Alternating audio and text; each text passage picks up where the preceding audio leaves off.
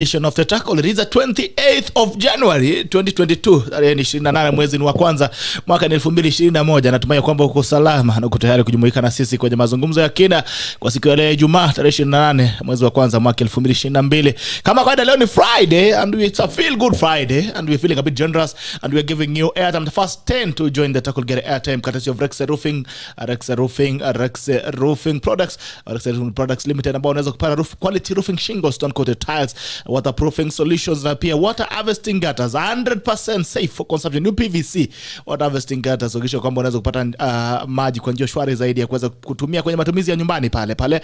Na we are still telling you to keep recharging. We keep recharging the new year. Na asubuhi it's good to start Another recharge dawa by the House of Peptang. Recharge dawa by the House of Peptang ensures that you have great energy throughout the day. And also kama uko na homa, hii kitu haitambwani na homa. Hii kipera na homa inamaliza homa shwa 100%. Hata corona corona inamaliza. Inaitwa ni Omicron. Omicron ikisikia tu. Ikisikia recharge. Inahepa. Alafu pia leo ni Friday. Leo ni Friday kwa wale majamaa ambao wanakunywa chai ya Yesu divai. It's Friday as well. If you're looking for the healthiest mix that you can have around the town, it should be recharged. I want you to try this tonight. If you're going to have a drink, by the way, unajua kama unaguzanga ile kitu ya wazee. Gani? You mean the fermented water? Yes, the fermented water. The holy water. Yeah. Kama unaiguza. If you touch it somewhere.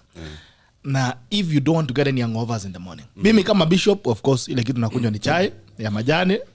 Lakini acha nikuulize vitu. Ingine sijui. Vitu. Japo unasema unakunywa chai, but explain, maybe one day we'll need to talk about this. We need to demystify the Bible. Yeah? A number of things actually, but just as by the way. All right. You know, as lawyers, when we do legal civil matters, especially the law of torts, there's what we call contributory negligence. Contributory negligence in law. Okay. So, for example, I was having a debate with my friends the other day, and I was trying to tell them, they are saying how the Pharisees and the Jews, crucified Jesus. So I was asking, okay, Jesus, Son of God, was a very powerful man. He could have just shown those people power by saying, you know what, okay, crucify me, and then they could see him just, flying around, the nails not going through. But Jesus submitted himself. He submitted himself. So in law we say, was there contributory negligence on the part of Jesus in being crucified? In being crucified. There was no line of defense. And in causing his own death. It's like when you do dangerous driving. Or you try to commit suicide. Exactly. That's negligence. Or we charge people these days with attempted suicide. Unajaribu kujua serikali na kuanda mbaya mbaya. Exactly. Kumbe siku anajua. Kumbe maisha si yako.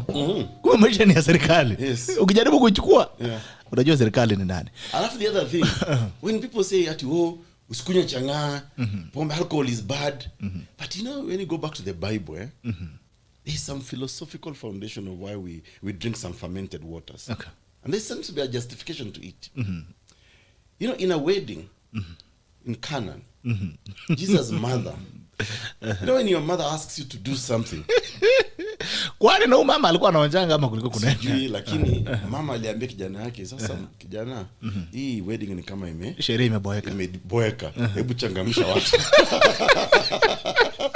And Jesus chose not to turn water into juice, but in some fine wine. So when you drink wine, I think it is in remembrance of Jesus. Some fine wine. Ngaleta fine wine. Yeah, fine legit. Kijana akamua cheza na legit wine. Turn into wine.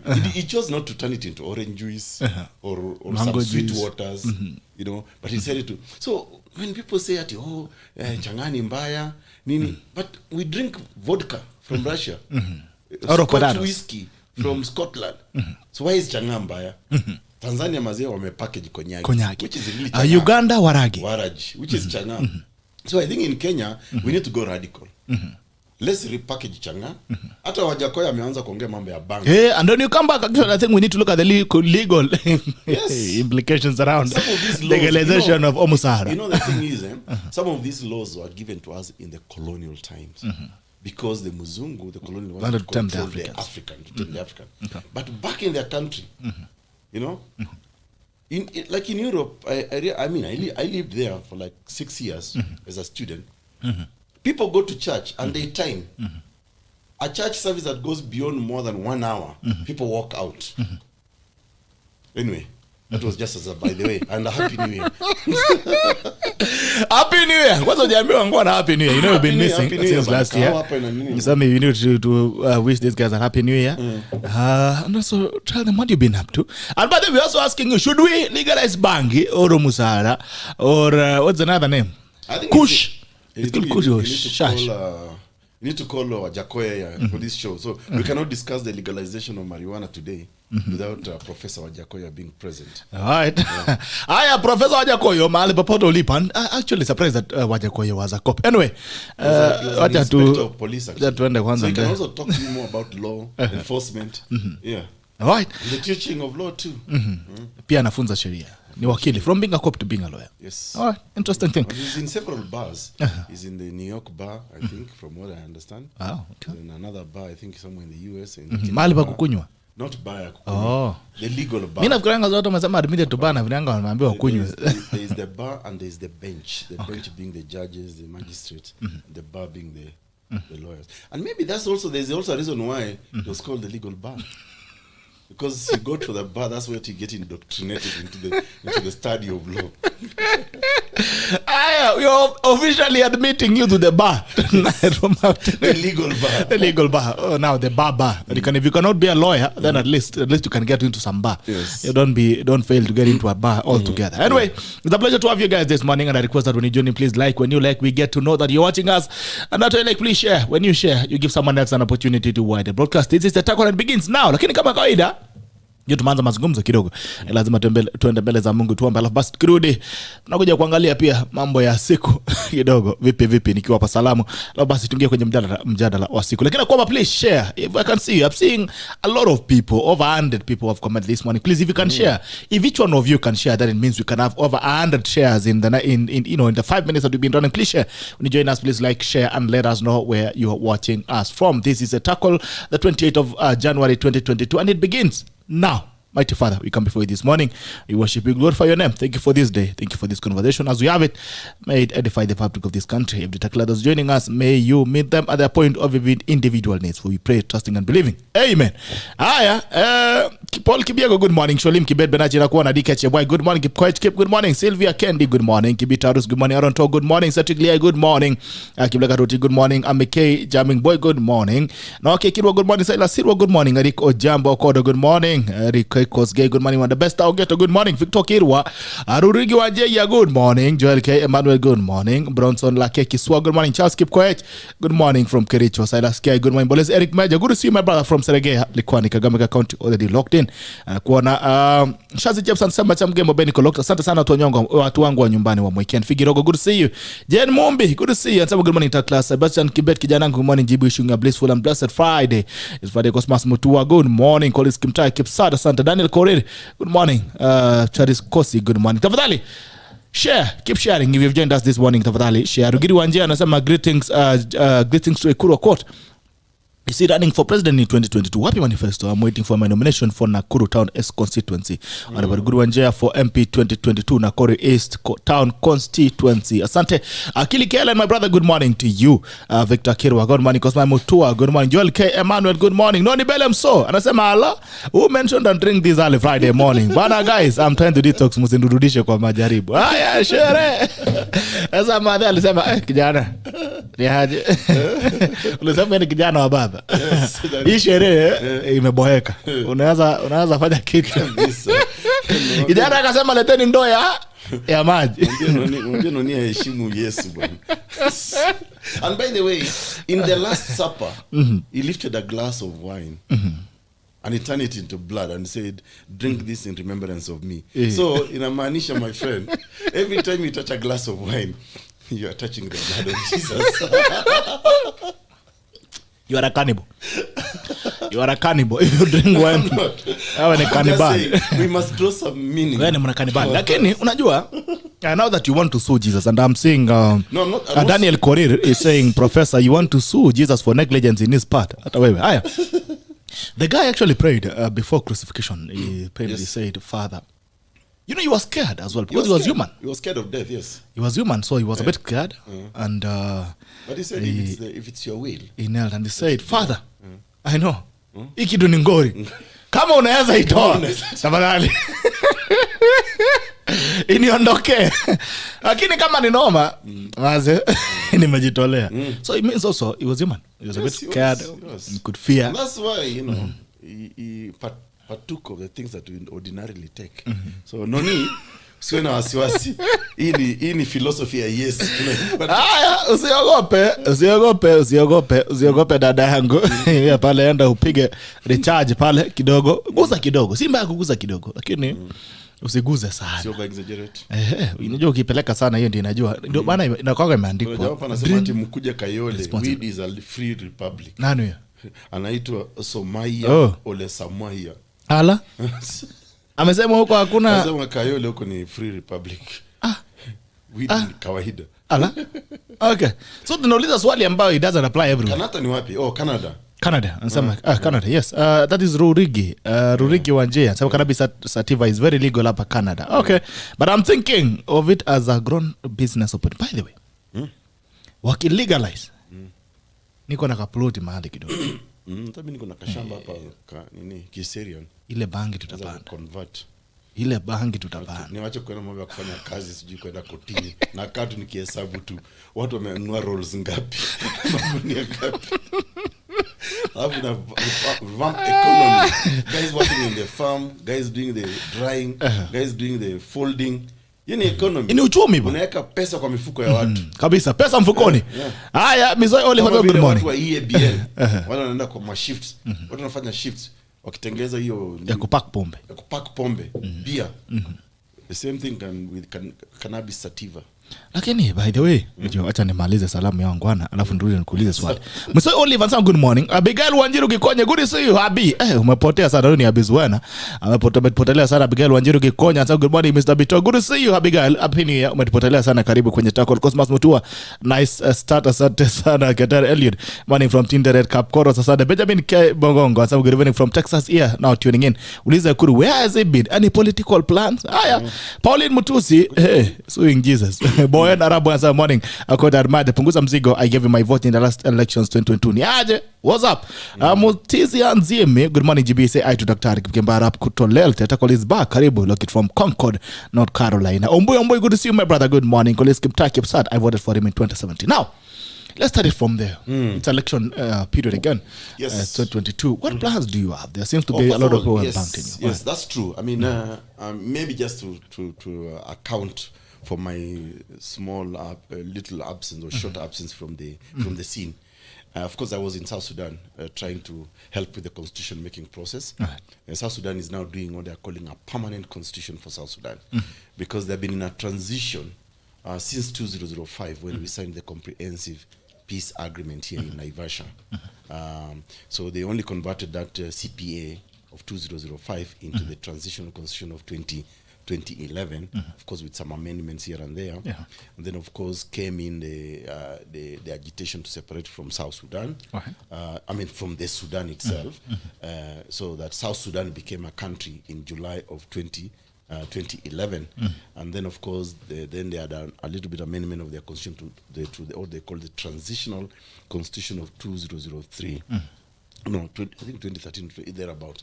Anyhow, so last year, after, of course, you know that there was war in South Sudan in 2013. Yes. Yeah, internal conflict.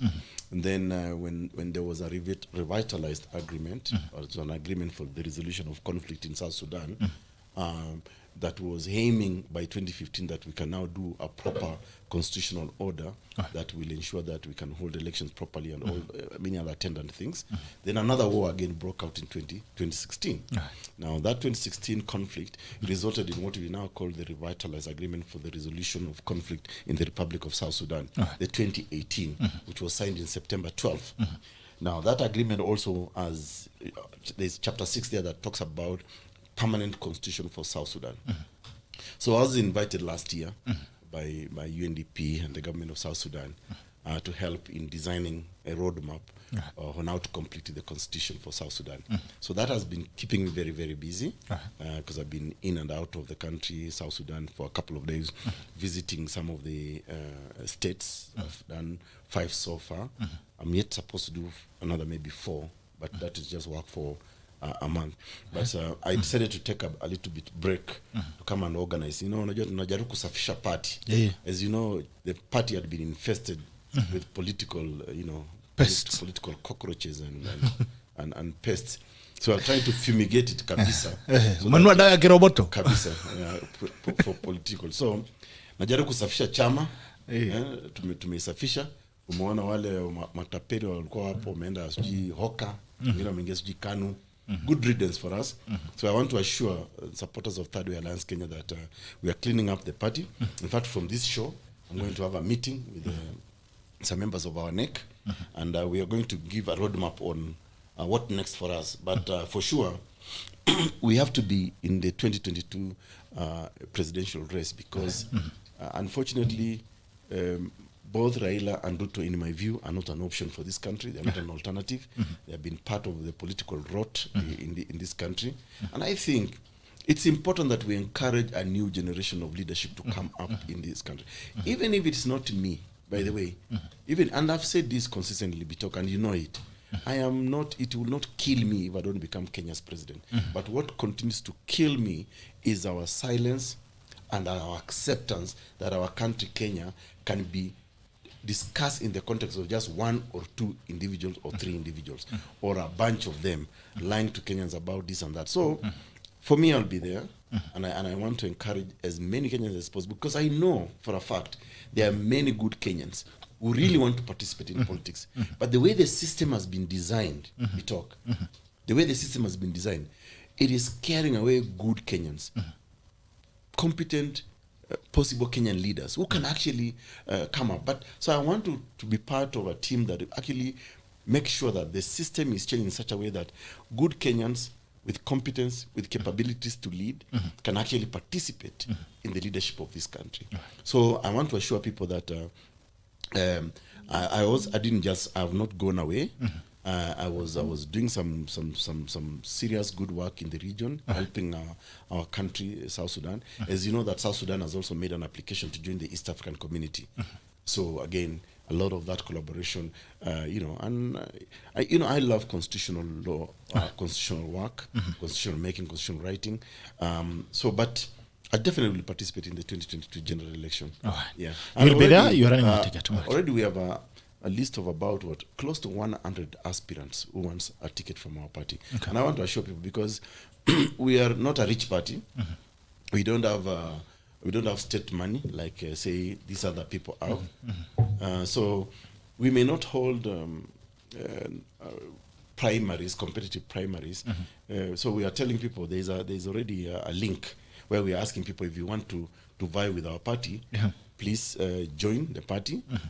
Tell us where you want to run, whether it's an MCA, MP, senator, governor, and help begin to mobilize. And we will issue direct tickets because we can't afford to do primaries or nominations because it's a very costly affair. Yeah. So mnapeana tiketi. All right. It looks like also it's a season of political alignments and coalitions. Do you have any plans of getting into a coalition? Myself? Yes. To be honest with you, when I look at who is it that I can possibly enter into a coalition with? I don't know. You know, it's so difficult to really address that question. And I'm thinking also, yes, like the way we start. Let me contextualize it. You see, the way we started Punguza Mizigo, and somewhere along the way, of course, the system fought Punguza Mizigo so much. Because for them, they did not like the idea that Punguza Mizigo was being driven by, say, what they call a political non-starter, a man from a small tribe, the Turkana, Madharawe to Kenya, kisiasa. So they tried to steal some of the aspects of Punguza Mizigo, but they're not talking about it. Because I can see people talking about now bottoms up. It's actually an aspect of Punguza Mizigo. Some people talking about World Development Fund. It's an aspect of Punguza Mizigo. From Punguza Mizigo, increasing more money to the counties. They are borrowing from Punguza Mizigo. I have no problem with them borrowing our ideas or even stealing them. The problem I have is whether they are actually able to implement them as we envisioned. Okay? So, the question of coalition is a very difficult one. I would like to have a coalition with Kenyans. If there is any political party out there that speaks our language, so long as the coalition is in such a way that we are going to implement aspects of our manifesto, which we strongly believe in. But if that is not there, then I don't think, because like I said to you, we are not desperate. You know, what will kill us or disappoints me is our silence, our non-participation in the change that we want in this country. Like I said to you, the system, the way the system has been created over time, it is scaring away good people, good Kenyans from participating. So if I can help contribute that, and you know, let's not forget our history. We talk, If you think about the freedom fighters in this country, they sacrificed so much. I think almost all of them never ended up in parliament. I mean, in government. But they prepared. They got us a country. So if EKURU, AUKOT, and Ambassador YVONNE KHAMATI can help contribute to the change of system, so that good Kenyans can be able to participate without fear, without the matusi we see, for example, of Atoli, basically abusing fellow lawyers and saying that sasa hao ni wanawake wameolewa. We'll get there. You know, and we'll get there. That kind of politics for me is very... I mean, if I can help change politics in Kenya so that it becomes issue-based, issue-based, for me, let me tell you, that is what drives me crazy every day.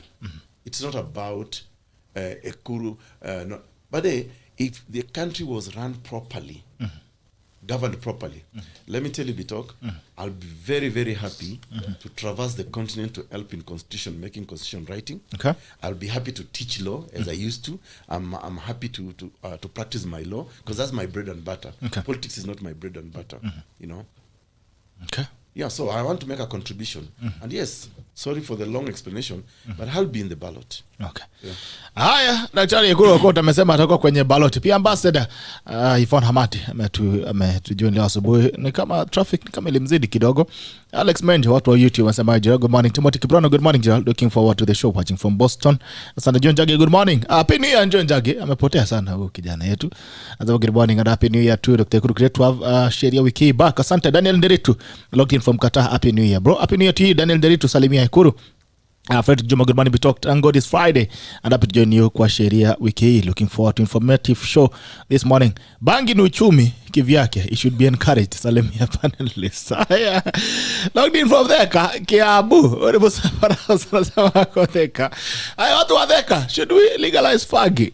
Nimetafuta radia hapa. Wajakoyo. Wajakoyo.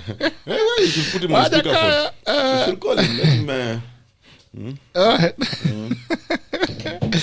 I think he's in a session. I don't know to pull him on call, but he should come on Friday to tell us about these banking stories. Kama uko na ploti, anza kungoa mahindi. It could happen soon, and you could be having some dollars from Cannabis Sativa. It's a pleasure again to have you this morning. I request that when you join in, please like when you like. We get to know that you're watching us, and after you like, please share. When you share, you give someone else an opportunity to watch the broadcast. It is a talk called the Sheria Wiki edition of the 28th of January 2022, and we are Daktari EKURU AUKOT. Pia tuko na Ambassador YVONNE KHAMATI ambaye ameingia. Good morning and happy new year, Ambassador. Asante sana, happy new year. Happy new year, good to see you. Good to see you this year.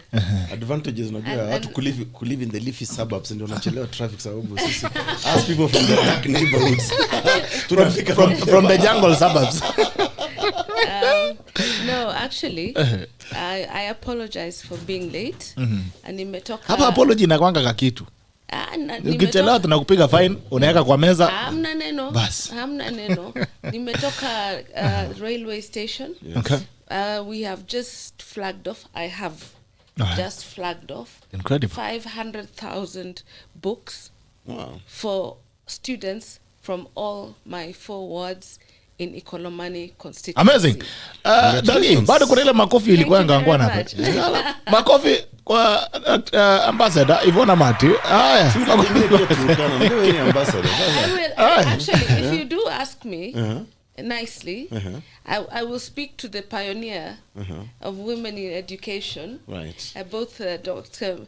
Mary I'm doing a library Okello in my village, and Eda Gashuke, and we will make sure that you do get books in Turkana. In fact, I promise you that I will personally bring the books. We flag them off today, and I will hand them over on Monday. Sasa watu wa Turkana East, mnasikia Ambassador Khamati has promised our library in Kapedo will be enhanced. Absolutely. Just not on THIRDWAY. On what ticket? No, this is not a issue of tickets. Yes, and watoto wasome. I don't think watoto wasome. This is because I always say anyway that leadership is not politics. That's true. And tunasemanga uongozi sio siasa. Kwa sababu tunafikiria watu wakiongea kila siku wakipigana, hiyo ndio uongozi. Uongozi ni kutenda, kufanya. And to do what kusema you na say, kutenda. na kusema na kutenda. I thought you kusema na kutenda ilikufa. Ni chama ilikufa lakini falsafa bado iko. No. You see, the thing is, it's not a party. The philosophy is still alive. It is a philosophy. Yeah? Philosophy. It is of doing what you say. Leadership is about giving. It's about ethics. You know, unfortunately, in the context of Kenya, that philosophy doesn't hold any waters because for who? Maybe not for you. But for me, it definitely does. So I can contextualize for my that. Generation, it does. Okay. And I come from a generation of women. So yesterday, I had a sit down with leaders, women leaders that were passing on the baton. Okay. I sat with Mary Okello. You know, she was the first woman banker. Okay. And she changed the rules of banking because women were not allowed to get loans. And she was the first woman that pushed to give women loans. And that changed the status of women.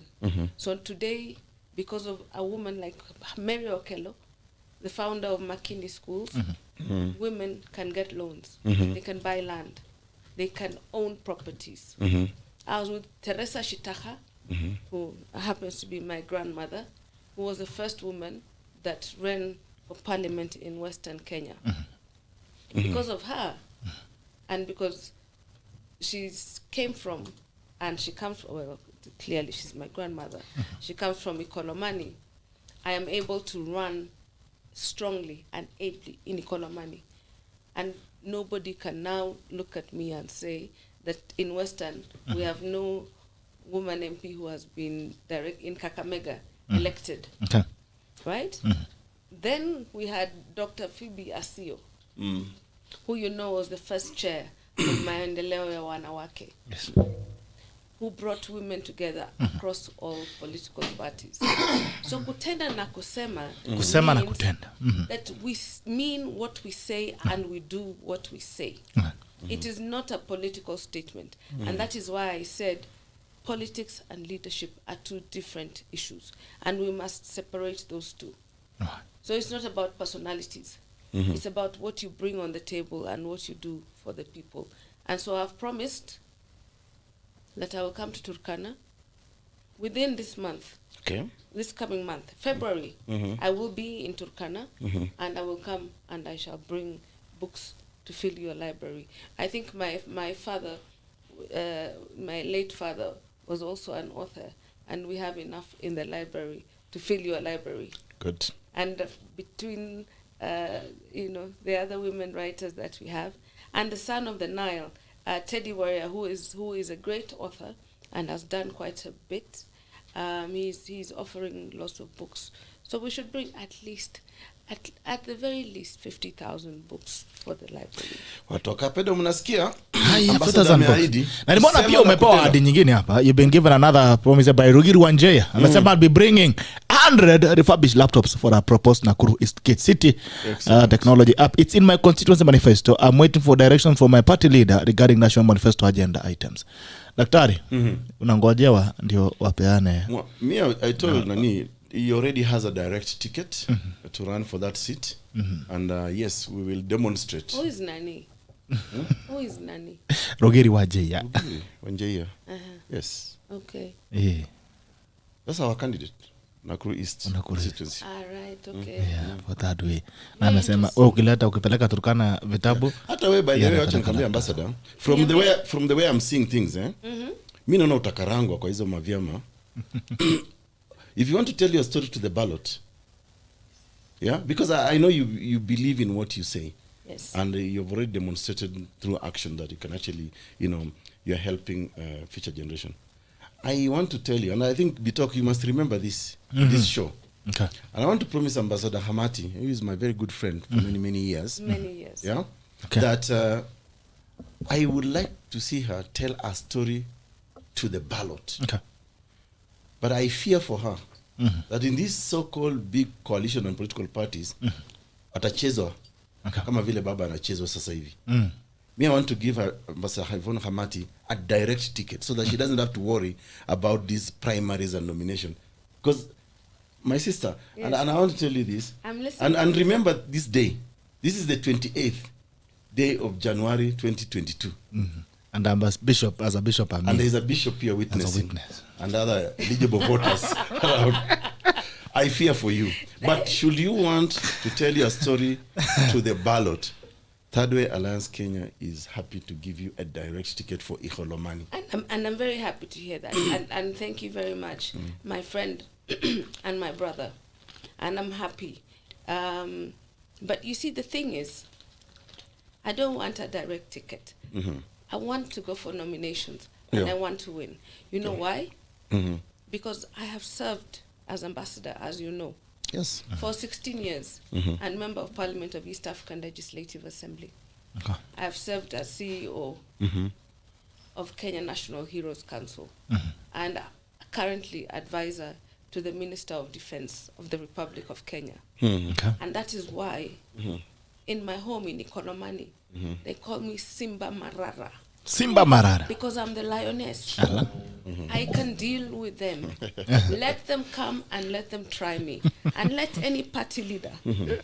I will tell you my party of choice in a few minutes. Right. But before I do that, even they know, and I have told them, that if you try me, there's always a choice to run as an independent candidate. Because I worked for my people of IKOLOMANI before I decided to run.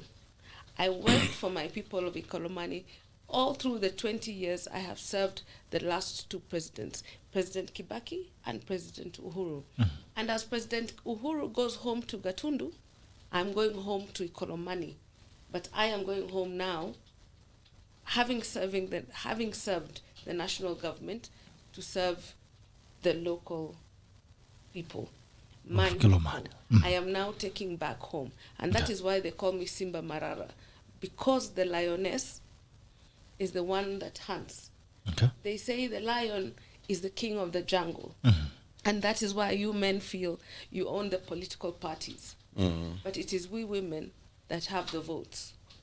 And in the jungle, the lioness is the one that hunts for the pride. Yeah. You take from out and you take back in. Thanks for the metaphor, but the jungle where the lions and the lionesses live is not the same jungle as the political jungle in Kenya. But anyway, But I've been there. But I want to wish you well. Thank you very much. As you know, I wish you well too.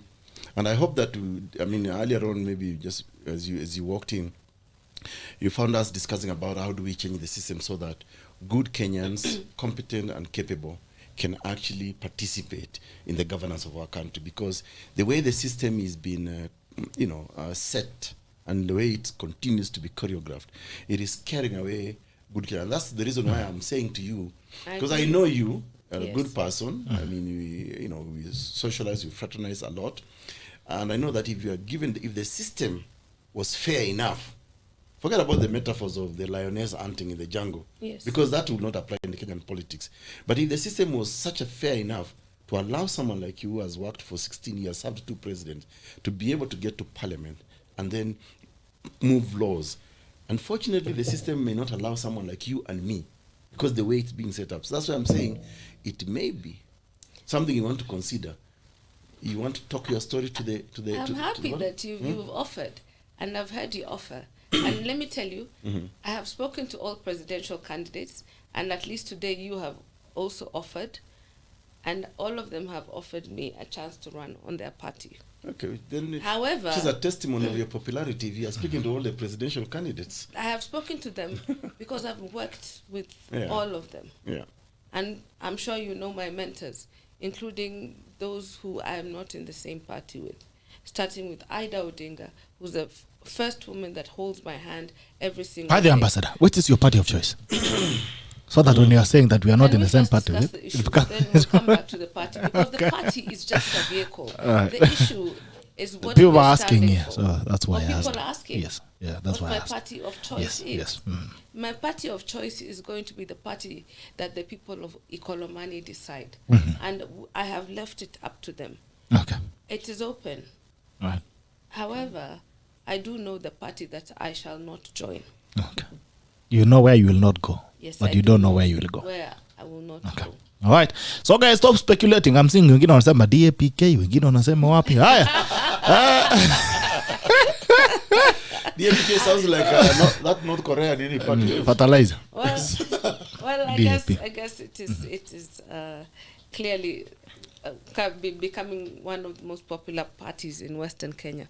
But that is a story for another day. Okay, sounds a bit suggestive. All right. Let's consider the issues. All right. You're prosecuting something. I just wanted to take you away from I was saving you from speculations, because I'm seeing there are a lot of speculations running. Right. The first thing is to get our people to get registered. Okay. Right now we're at 51,000 voters in IKOLOMANI. Okay. And I'm hoping that by the time we're running, we're at 80,000 voters, at the very least. And so that is what we're working on.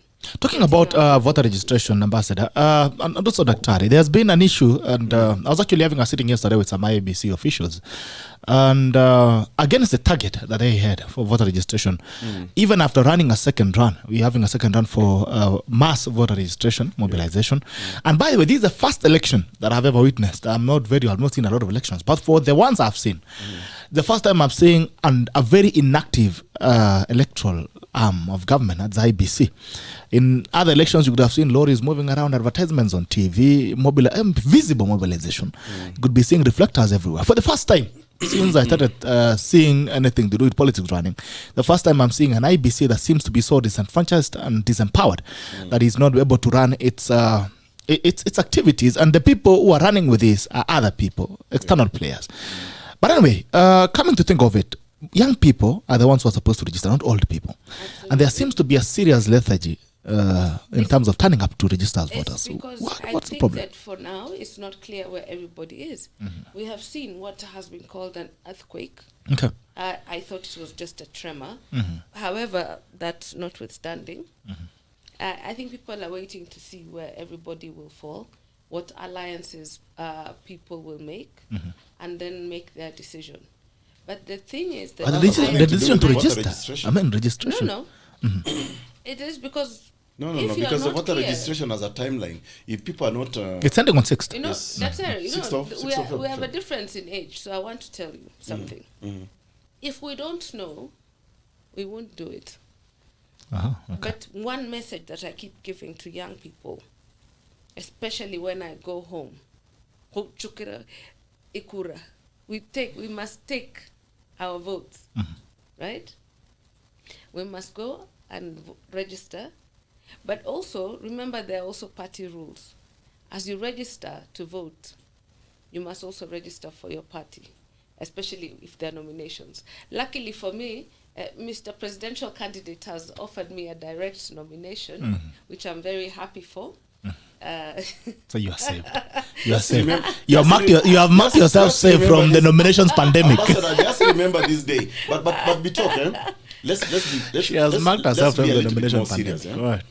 And I want to tell Ambassador without But mincing my words. IBC has also not done enough Okay. in terms of marketing itself.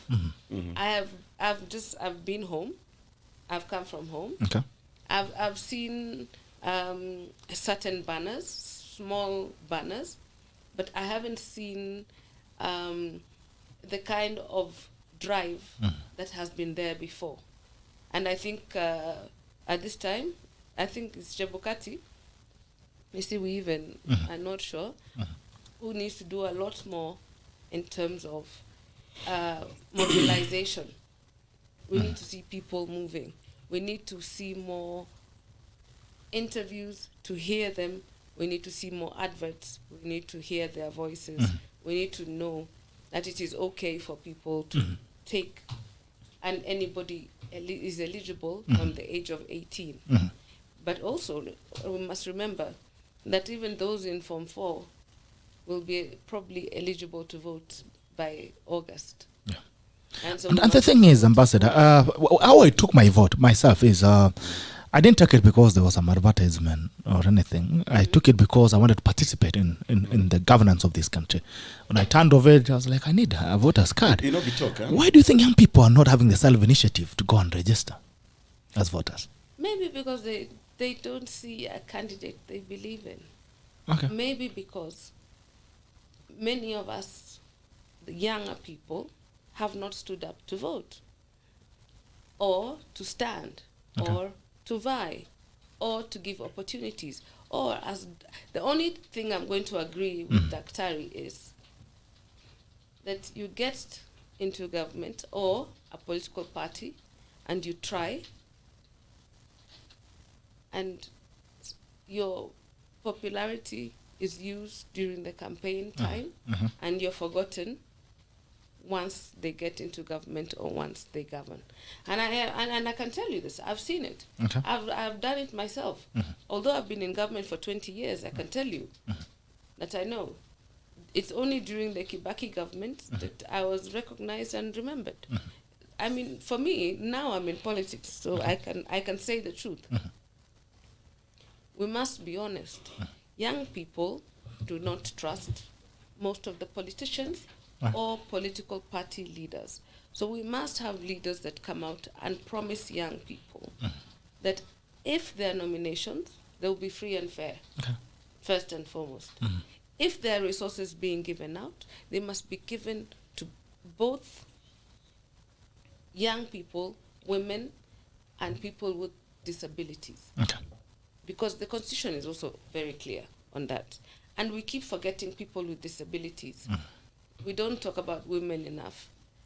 And young people are normally used just for campaign, for singing, for campaign. Well, that's because they allow themselves to be used. Absolutely. So, Bitok, let me give you a shot. Okay. I think let's be honest, Ambassador. There is voter apathy in this country. Yes. But there is also general apathy in the country, whether you are a voter, registered voter or not. Why is that? Because of failed government, false promises, the failure to actually uplift Kenyans from the status quo to where they are supposed to be even after being promised. For example, if you look at Kenyans, I mean, and I speak to a lot of people too, in my conversations about Kenya, and a lot of people are saying, what is the point of going to vote? For example, the middle class in this country, the working class, see no point of going to vote at all. Because even during the pandemic, the way the government handled the pandemic alone, it saw people lose their jobs, people lose businesses, people being sold, auctioned. There was no relief whatsoever from government. Secondly, the same people who mishandled, mismanaged this country, the economy and everything, are today supposed to be the front runners, in the 2022. So a lot of Kenyans are saying, what is the point of actually electing either of these folks? So yes, to some extent I agree with Ambassador that the absence of another genuine, authentic leader who truly believes, who has a philosophy that is believable, or who can actually demonstrate a track record of success story. It's also what's making Kenyans say, I cannot go and pick. The choice cannot be between Ruto and Raila. They are the same. They are just two sides of the same coin, And I think Kenyans are saying that. But also there's a problem in IEBC itself. IEBC is not adhering to the law. If today you were to ask IEBC, for the last 4 years, show us how, because registration of voters is supposed to be a continuous process. So as per the law and the Constitution. So after you announce the winner, the presidential winner, and this person has formed a government, what else have you done as IEBC, especially in the context continuous registration of voters? Okay. Nothing, despite all the huge billions of money that we are giving to IEBC. So therein lies a problem of leadership within IEBC itself. Today, my brothers in the diaspora are being given a lot of red tape on how to register. Oh, you must renew your passport, or Mara, you cannot renew using your ID. I mean, this is a conversation that's going now in the diaspora. IBC has refused, for example, deliberately to register Kenyans in the diaspora. It's only giving them a small window of opportunity, and then it's coming with a lot of bureaucracy. You see, so the reason Kenyans are not interested to participate, and by the way, there was a poll that was done that showed that 40% of Kenyans will not participate or are not interested in the 2022. Why? Because they do not see a responsive government. Fortunately for Ambassador KHAMATI, she has served Kibaki and I think and Uhuru now. It's only in Kibaki's government that we can actually say at least there was some degree of success. But I'm happy you can say that, because but it's true. It's true, Ambassador, because in Kibaki's time we saw an economy growing. We saw we saw very little hostility in politics, and I hope we can talk about that going to 2022. Yes. But from 2013, we've been going down south. Down south. But I want to say something. That it is only in this parliament that we have seen the largest number of young people in office. The Kenya Young Parliamentary Association, led by Senator, incoming Nairobi Governor Sakaja. I'm not campaigning for him. Only that he comes from IKOLOMANI. Tell him to send something. But I thought you have endorsed it. No, but see, Ambassador, I also want to can I ask you a question as you answer? No, let me finish. Let her finish. But I have a question for you. Presidential candidate, do you know these questions? You should be asking Ruto and Raila. No, I want to ask you too, For because me, you're a Kenyan I also. was saying your peers. And Ruto. For me first, I want to start by You're a league of principles. that we now have we have the largest number of young parliamentarians and senators than we've ever had before. Well, actually, we had more in the first parliament than in 1963. Right? Now, we have the largest number. Why? Because they have come out and run. And these are people, I can say, and I will talk across the board, right? From Senator Governor Sakaja, to Honorable Cheriot and Kipchumba Murkomen, to Honorable Naisula Lesuda, to young people who have stood and actually run and voted and been voted in, not just been nominated. Honorable Naisula stood, first young Samburu woman to become member of parliament. I mean, it's absolutely amazing. I mean, look at the babus, the jaguars, the everything else. And they're good, there's bad, there's ugly. But a lot are brilliant.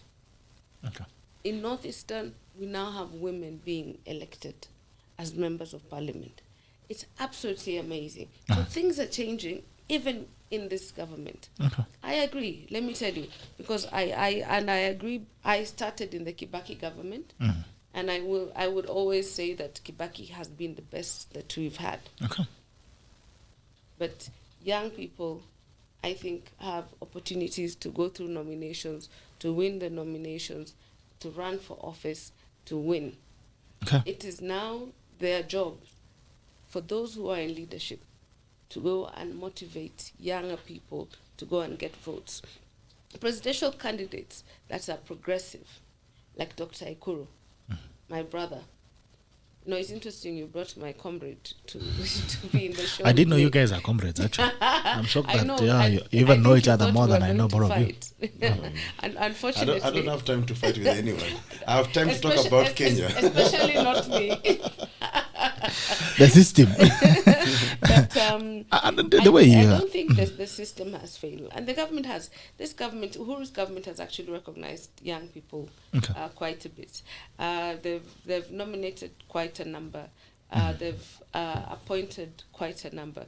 I'm not sure those of us who campaigned know most of them, but we see them on TV anyway. And I don't want to ask you, before Ambassador runs away from this question, and I agree with her. You know, statistics about young people in parliament is it's good thing. It's beautiful that now we are seeing young people in parliament.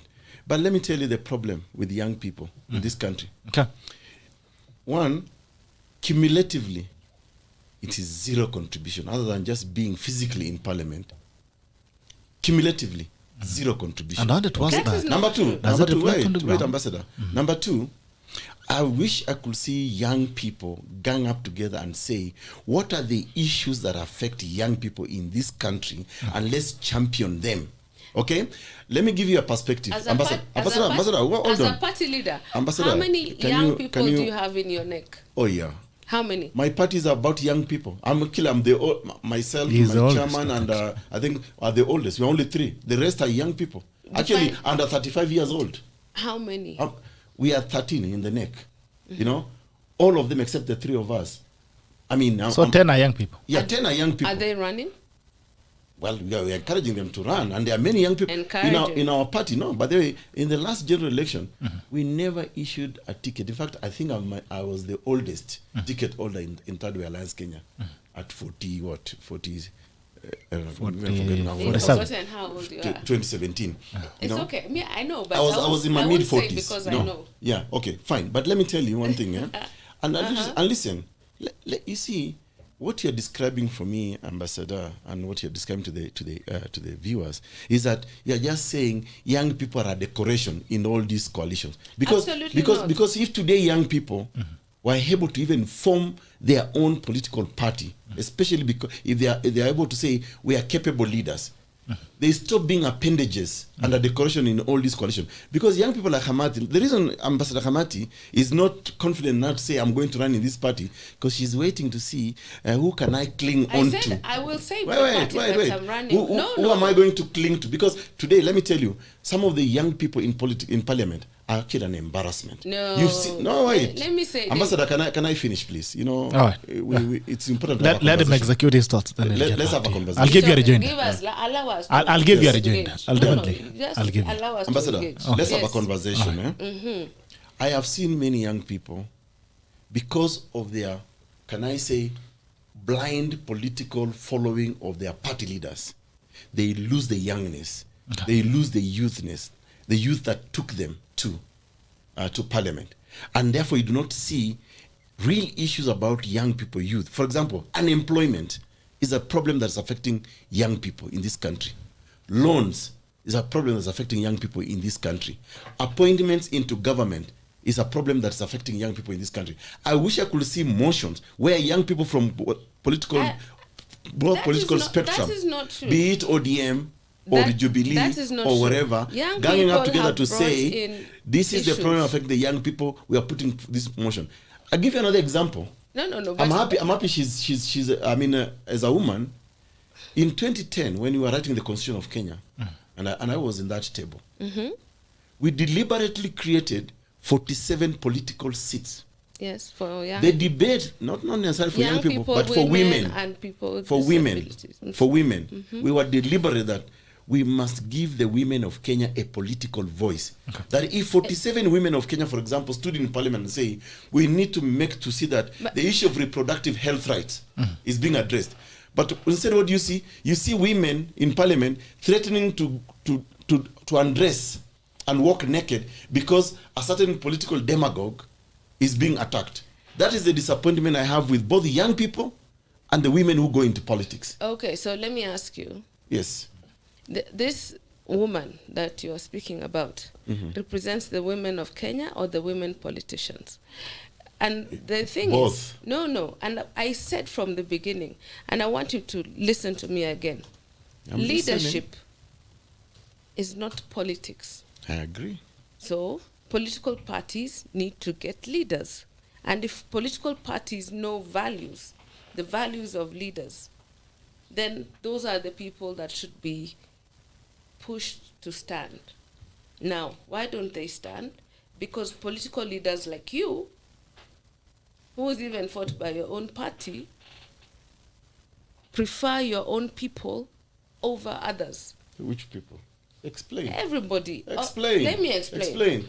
Let me explain. Today, the only reason you're not able to make a decision is because you are waiting to see which party is popular in Western Kenya. I want to show you my poster. Which tribal affiliation will I go with? Allow her to. You actually don't know that. I was very clear from the beginning. Let me tell you, Daktari, the reason they call me Simba Marara is because I'm not a coward. I wish I could see the Simba in you. You have always seen it. You know, I'm not scared of you or anybody. I am not scared. This is not a question of scaring anybody. Exactly. That's why you say, let me tell you. Simba Marara. A woman may be silent, but she pushes a child. Let me tell you something. And I want to say this. And my viewers and the people that are listening, especially the men, I want you to listen to this. Men are strong in the bedroom. Women are strong for 9 months. Okay. Women push. Women give birth. They go the whole way. Women go through pain. Women breastfeed. Women wean the babies off. Women make sure the children go home. When you go to politics, if you give a man 100 shillings and give a woman 100 shillings, you can be sure of one thing, that woman is going to take at least 80 shillings home to make sure there is a meal for her husband and her children. So when they call me Simba Marara in IKOLOMANI, it's not because I am soft-spoken or I speak English because I went to Peponi school. No. It's because everything I have done outside, I have brought inside. Every time I've had an opportunity. When Amina was Minister of Education, we looked for scholarships for people in IKOLOMANI. In sports, we've done the same thing. In foreign affairs, we've done the same thing. And in every mission I've gone to, every country I've gone to, we've looked for opportunities. Why? Because that is what we women do. Young people are the same, but they also need mentorship. Now, the problem is we do not have too many leaders that mentor young people to teach them the same thing and have the same values. And the young people that are ready to lead are scared of coming in because of what they see in politics and what they hear. Because they believe that they will come in, they'll be insulted, they'll be told. That's exactly what I was talking about earlier. However, what I'm saying is this. I don't know what the difference is between Raila, Ruto, or you. You talked about Raila and Ruto, and you said that they are both the same. I assume you're saying corruption and so on, and nepotism and so on and so forth. You and them, same WhatsApp group. So first of all, that's a lie. I'm not in the same WhatsApp group with them. You're in the same WhatsApp group. Can you say which WhatsApp group is that? Even by the year we tackle things head on. Corruption, the same thing. Let me tell you. And I'm not in government to begin with. Let's correct facts. And I am in. You are the one who is in government. I'm not in government. I am. And have you heard a scandal? Not yet. No. And it's not going to be. I don't think we're not going to create a scandal for you, Ambassador YVONNE. But let's also be truthful when we're talking to Kenyans. So what we are saying is, let's also be fair to young people and not fault young people for following their leaders. Let me tell you, because they need to keep their seats because leadership has failed. But what we need are laws that ensure that people, that everybody, and not just young people. You see, we cannot form a party for young people. For what? Why not? This is a country no, because we are whole as a nation. We have to have a party that includes everybody. We cannot exclude others because they're older than us. We have to have people with disabilities, women, old people, middle class, rich people, poor people, young people, children. And if a leader does not understand that, then that is not a leader, that is a politician. And so anybody forming a party for young people only is just looking for demographics and numbers and misusing young people for that reason. Actually, let me tell you, Bitok, Ambassador, I will make no apologies for young people forming a party of their own, because young people in this country have suffered a lot, absolutely, because of political leaders like the ones that Yvonne KHAMATI is supporting. And Yvonne, I want you to respond to this question. I'm supporting a young leader. Wait. I want you to answer this question from Kimtai Vini.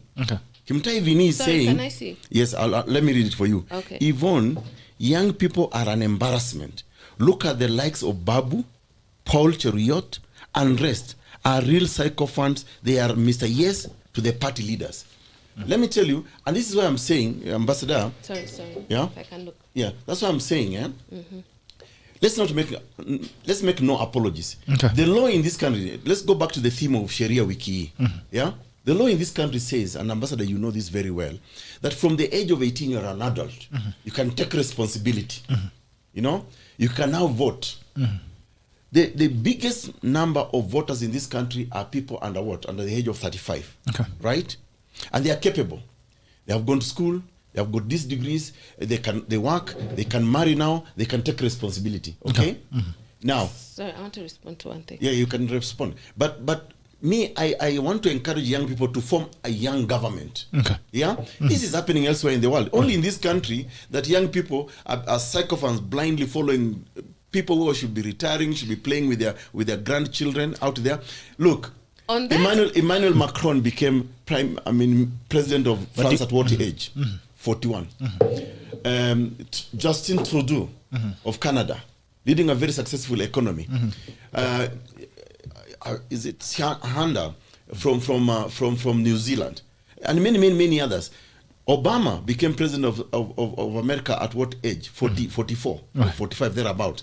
Bill Clinton at age 42. Only here in Kenya, and young people are decorating political rallies. Wait. William Ruto and Uhuru Kenyatta, how old were they?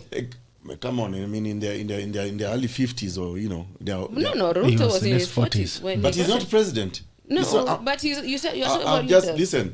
Listen. Can you compare Canada, New Zealand, France economically in terms of taking care of the young people with the presidency of William Ruto and Uhuru? Are we discussing the economy yet? No, I'm not. Are we going to take such strides that we move from where we are to where we are going? But I'm telling you the impact young leadership in a country can bring. I've just told you about Bill Clinton, who left America with a surplus economy.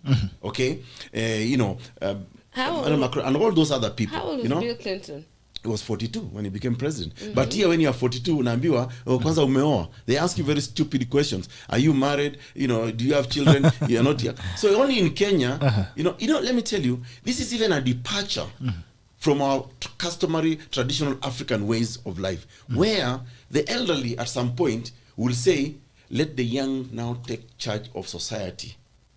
We are not even living up to our traditional African. And I'm not saying older people are bad or we should ostracize them. That's not what I'm saying. All I'm saying is I think young people should be able to take leadership of this country. After all, I see advantage, by the way, in longevity. We want to believe that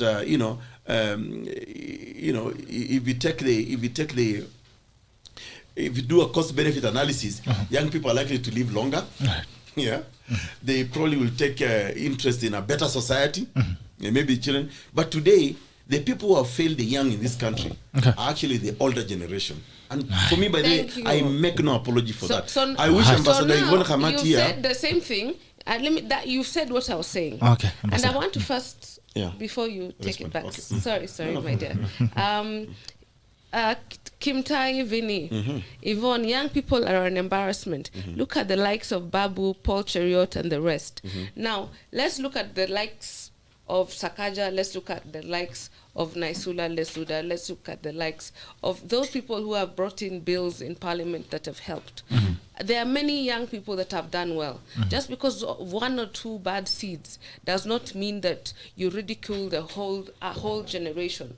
Actually, 60% of the generation, the people that have caused problems in this country are older, are the elders. Exactly. And I agree with that. And that's why I want you to take charge, Yvonne. Exactly. Yeah. And I'm telling you, and that's one of the reasons. And I'll come to campaign for you, by the way. One of the reasons I'm standing is for this particular reason. Not that we are going to exclude anyone because this country belongs To all of us. everyone. Okay. So we must talk about inclusivity.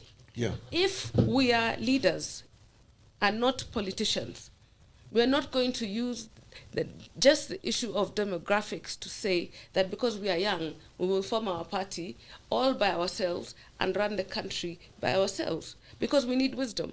One thing that I raised earlier on is that yesterday I met my elders. I met Phoebe Asio, I met Mary Okello, I met Teresa Shitaha, I met women that have been pioneers of Kenya. I've been talking to Dr. Julia Ojambo.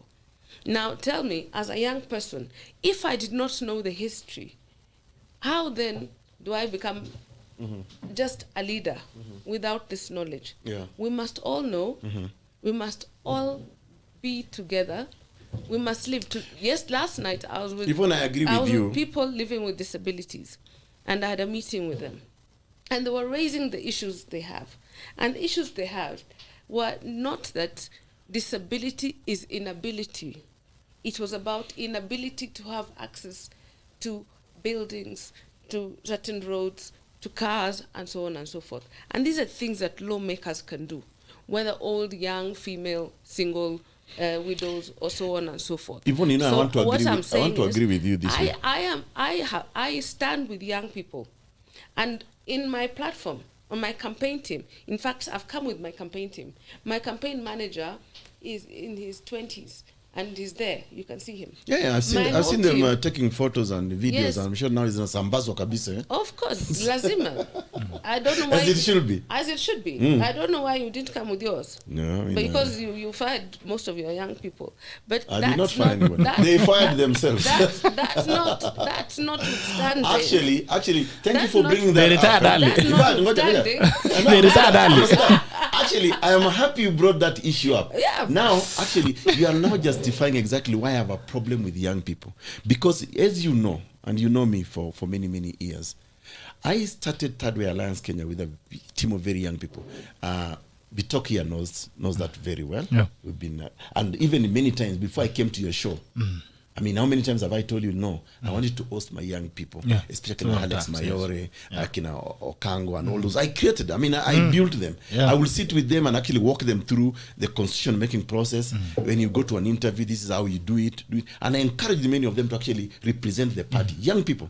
Karibu Ambassador, recharge. But what did he, but listen. Recharge. But, Karibu. Bitok. I recharge. No, recharge. This Oh, is, recharge. Yeah. Ah, But do okay. you know what young people did? And this justify why I'm saying young people to an extent. I'm not saying all of them are a disappointment, especially those given the opportunity. They become subservient to the older group who lie to them because the older group is looking at their own personal interest. In my party, as you know, we were promoting Punguza Mizigo.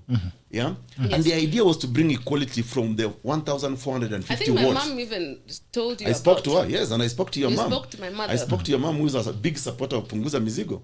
And for example, I said to Yvonne's mom, I want to see equality in all the 1,450 wards of Kenya. And that's why we are proposing Ward Development Fund. Okay? That's my point. And the Equity. idea was for me, how do we access these young people in each and every ward of this country? But what did young people do to me? I mean, Bitok, and you know this. Yeah. They went to BBI. BBI is a What did you do to them? No. BBI, You know, they're also my friends. let me tell you, young people were approached by these old demagogues promoting BBI. And they were told, You have a problem with old people. Are, No, I don't- are no. your parents young? my parents are not young, but listen, my parents brought me to respect older people if the older people do the right thing. If older people do wrong things to young people, I have no respect for them. Okay? I will make no apologies about that. If today older people are ensuring that younger people are desperate remain jobless, remain cheerleaders in their political rallies. They lie to them, like they promise them stadiums, in 3 months, in 6 months, we'll do this and that. They didn't promise young people, they promised Kenyans. And if they didn't do it, by the way, who plays those football matches? Is it older people? As I said, they're the ones who actually run and manage them. Sam Nyamweya is not young. There's one, Karis has said. And look at what Sam Nyamweya, look at what Sam Nyamweya did to KFF football. Exactly. Is he young? Yeah? Is he young? Even Nick Mwendo is not young. He's and they not. should all go, by the way. Exactly. Ambassador KHAMATI is a protege and beneficiary of political chronism. I want to tell, this is something that people don't know. Ona vile watu wanakukaranga kwa mtandao. Oh no, that's fine. But I want you to listen. Wananikaranga because probably you mobilize them. I did. No. I have been busy in Ikolomani. I've been busy in Ikolomani. Can't mobilize you. I've been busy. You called me. I was called 2 days ago. Nobody mobilized anybody. Just to make everything clear. I don't mobilize Not nobody. you. I said he probably. Why would mobilized. I do that, Yvonne? You're my friend. Can I? No. Friendship You're aside, my friend. You're my sister. We've known each other for many years. Now we are so why would I friends, mobilize anything and you against speak you? to my mother. Amati. I was responding to Yes. their statement. People don't understand how I got into politics. When I found out that Fort Kenya was having elections and the National Delegates Congress, what I did is I mobilized young people. Kepta Ombati, Brian Weke, Jack Wamboka, what was her name? Kingwa Kamenchu. I mobilized young people, all my friends, all my comrades from university, from high school, to go and become members of Fort Kenya. Meaning they automatically became delegates of Fort Kenya. Let me tell you, nobody in Fort Kenya liked me. The men, there was no woman MP. And there were only 2 women members of NEC. The first was Jael Mbogo. The second was the first woman councillor in Kenya. She came from Embu. And I can tell you, when they saw me, first and foremost, they thought I came from Central Kenya because of the color of my skin. And they thought I was brought because of the way that I spoke. They did not know that I speak Luidaho better than Khalwale. And that I can speak Swahili better than anybody else. I speak well because my mother is an educationist, as he knows. And my brother, since he called me his sister. But you are my sister. I am your sister. But what I'm saying is, so I mobilized young people and they became delegates. So we had Nairobi delegates, we had Western delegates. I went to Ikolomani, I mobilized delegates. So we had over 1,000 delegates from Ikolomani. And my friends that were running in Nairobi, Brian Weke and so on and so forth, Kepta and Cyprian Nyamam from Kisii, Kingwa, they came in and brought delegates. And I won the election. When the members of parliament of Fort Kenya saw me, they were traumatized. They were annoyed. They said, she's not just a woman, she's a girl. Because I was 19 years old. And I was the youngest ever member of NEC in Kenya at that point. And this was in 2001. So there's no chronism, there's no favoritism. And people that think that I speak like I come from Mars, or that I come from, I've seen the statements that have been made, some of the comments. No.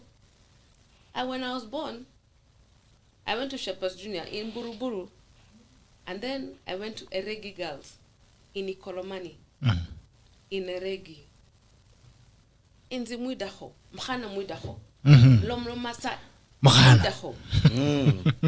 Speaking to the supporters in mother tongue. By the way. That's why I'm saying it. Bamanya, Vandu Banje, Bamanya, Chichira. They brought me up.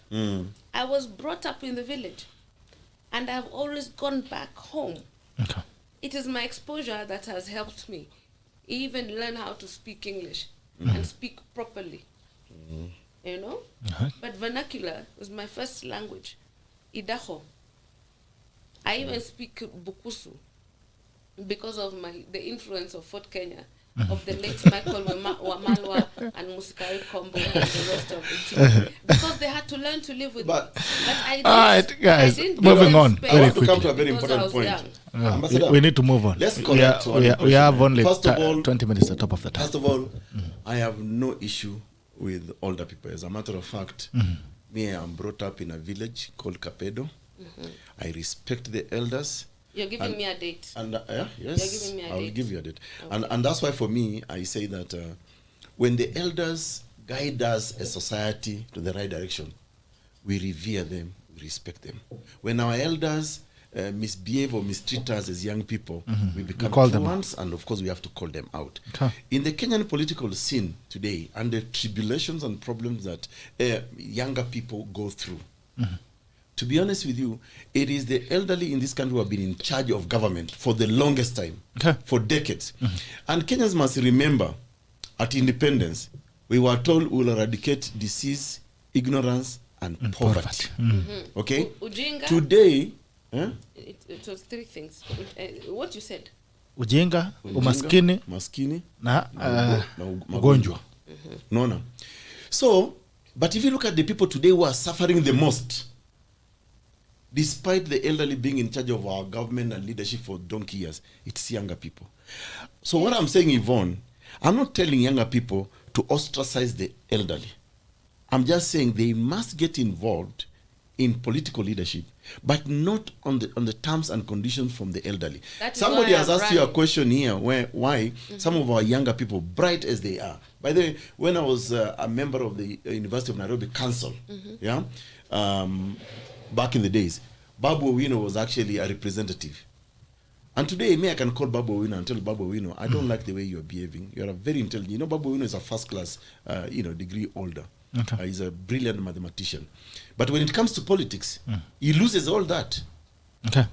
Because he sees justice was there. So what I'm saying is, younger people must get interested in politics. And by the way, we are the only political party from 2017 whose manifesto was crystal clear that we want young people and women to take over government. Okay. Yes, I was very categorical about that. And I still hold that view to this very date. And I want to believe that young people must be able to take over government. Because look at the contribution of younger people in IT today.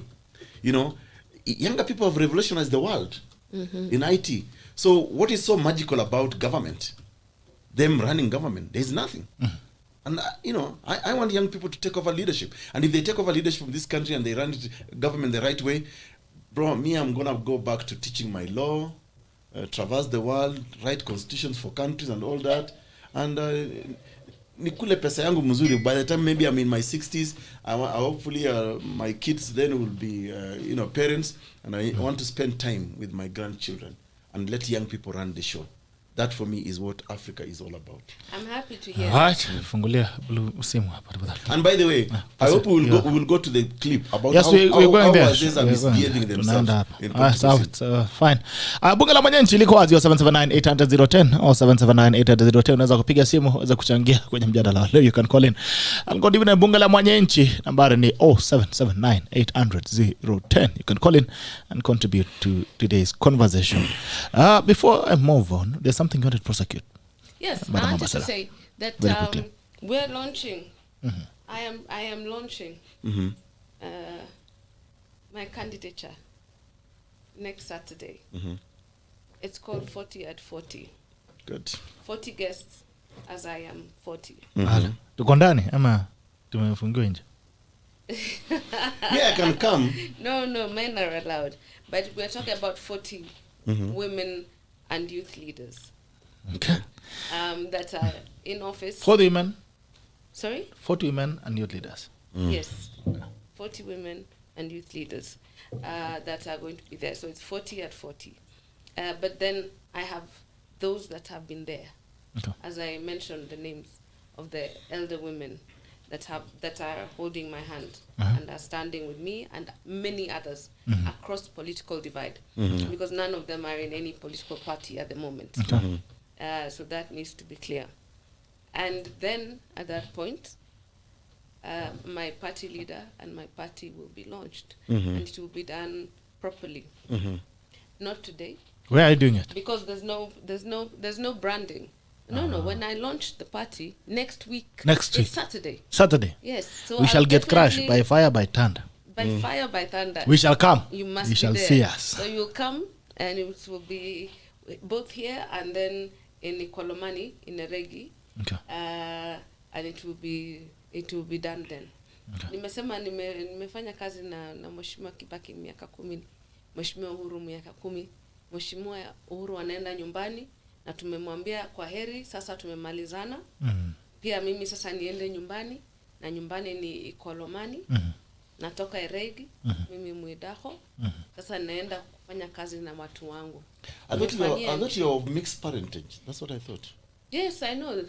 But mixed parentage, but where is my home? My home is Eregi. Yeah, but why don't you recognize the other heritage of yours? Because that is not where I'm standing. I'm standing in IKOLOMANI. Okay. Haya, bunge la mwananchi. Jambo bunge la mwananchi, habari asubuhi. Good morning. Very asubuhi. Raise up your headphones. Nice. Good morning, sir. Good morning. How are you? Good morning. My name is Erickson. Yes, Erickson. Tuambie. Now, I just want to contribute to something. I've been following the show. All right. Yeah, and I want to just advise my sister Yvonne that she should not be stuck in the Kenya of now and the Kenya of yesterday that we don't want. All right. We are moving past tribal mobilization. We don't feed on tribe. You know, even today, if my tribal leader is in government, I can't go there to beg for money. That's one. Number two, I think we saw what it's an open secret what EKURU did with his party to try and minimize spending in government, minimize corruption, hold people accountable by using the document from the Auditor General. But I want to ask Yvonne to answer me, of the people she supports, who is trying to fix the Kenya of now, and not just empty promises of people who have been in government for donkey years. That's all. Thank you. All right. Thank you so much. Asante sana Erickson. Have a good day. Thank you for joining us this morning. Bunge la mwananchi bado iko wazi. Namba ni 07798010 au 07798010. Bunge la mwananchi liko wazi. Namba ni 07798010. You can call in and contribute to today's conversation. The 28th of February. January. 28th, yes. January. Okay. Mwaka inakimbia. Okay. By the way, you know our friend Carol Karugu is burying her mother. Is it today? Oh yeah. Caroline. Yeah. Is it today? Yes, I think the body was leaving funeral home this morning. We need to find a way to get to Nyeri. For a mass in Chakaranj. We need to find a way to Nyeri. Anyway, we're going to 779-800-10. Let's have the clip. And I want us to speak about political tolerance. Let me respond to Erickson first. All right. When I don't think I've spoken of the government of, well, first and foremost, we cannot erase the past. Okay. You can't erase who you are, where you're from. You cannot erase what has happened. And that is why I speak of pioneers. I think the people I've spoken about most are the women that have been pioneers in their areas in this country. And I will keep speaking about them. Okay. Because for us as young women, they are our models. Because they were good women, they were good wives, they were good mothers, but also they were leaders in their fields and in different areas, in women leadership, in banking, in education. And those are areas that we must discuss, because as you heard Dr. talk about, finish the 3 things that had been spoken about by Jomo Kenyatta that were to be finished, continued by President Moi. And President Mwai Kibaki, I think, tried to do a very good job. And I still believe that I'm happy that I served him and that I campaigned for him and that he won. And I have no regrets in supporting a man that is older. Okay. Most of you that are complaining about older people still think Mandela is a hero. Yet I'm not sure if he was 80 or so. I think Winnie was the hero. But that's a different issue. All the same. But the Mandela... Let her finish first. Nah, we have to correct certain facts. She will correct. You will Okay. correct. You'll correct. Let her finish. You're disrupting Go her on, thoughts. Ambassador. You're disrupting her flow of thoughts. Apologies. Completely.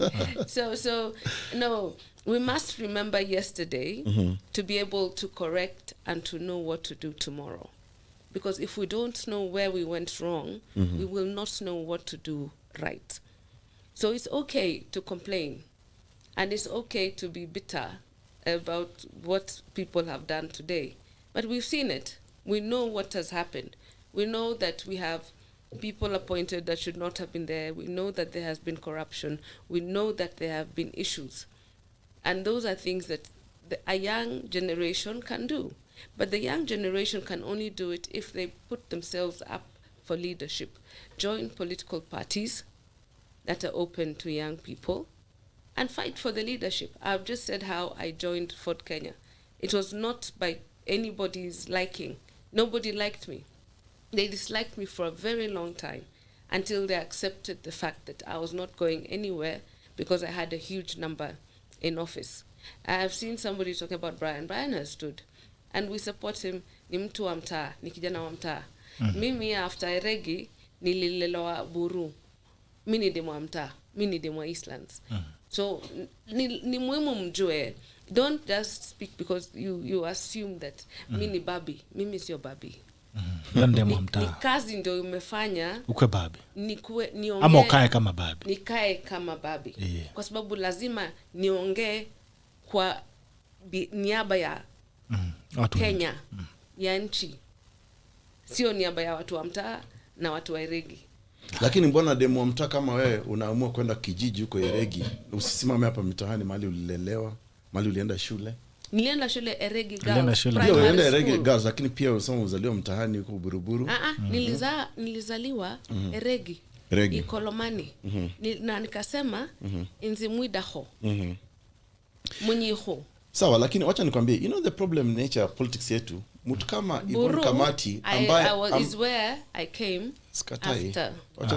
Wacha nikuchallenge kidogo hapo. Unajua sometimes unaona ukiangalia, ndio nakwambia system yetu ya siasa Kenya ni system ya ukabila. Mtu kama Yvonne KHAMATI who I've never met her in Iregi or in Kakamega. I've always met Yvonne in Nairobi. But you've never lived in Iregi. You're not born in Iregi. No, lakini nasema mtu kama Yvonne KHAMATI sababu ya system ya Kenya. Look at the names I've mentioned. It's okay. I've mentioned my mentors. I said Mary Okello. I said Ida Odinga. I said Eda Gashukia. Let me tell you. Hata ukilist hao watu wote. Hata wewe. Nimekutana na wewe. Na nimekutana na wewe na Nanok. Nimefanya kazi na Munyes. Nimefanya kazi na kila mtu. Na nimesema nimefanyia kazi Uhuru Kenyatta na Mwai Kibaki. So I am not a tribalist. So when I mention my home, I'm talking skiza. When it is campaign season, I'm also talking to my people. I'm not talking to you because I know where I will find you later to talk to you. Yeah. And I'm not talking to be talk because I know where I will find you. That sounds like a Friday date, but sounds nice. Well, it's fine. Sounds great. I am fine. Kama mpango imejipa. Friday mzuri kwa. I think I although I just turned 40 and I'm a wife and a mother of 2, you can still, take me to get me recharge, ginger, lemon. No. We can buy you something fermented. Earlier on, before you came to the show, we said out of respect for Jesus Christ miracle on earth, the first one, we must partake of some fine wine. Oh dear. Yeah. You did. That out of respect for Jesus' first miracle on earth. I came late and I missed that. Oh dear. No, but to be talk, Ambassador, allow me to correct one thing that you said, You know, when you brought in someone like Nelson Mandela, and we're not saying Nelson Mandela was a saint, and neither is anybody a saint, unless, of course, you are declared as such. Nelson Mandela, when he left prison at that late age, of course, there was pressure for him. After Winnie Mandela. No, it's okay. Listen. After Winnie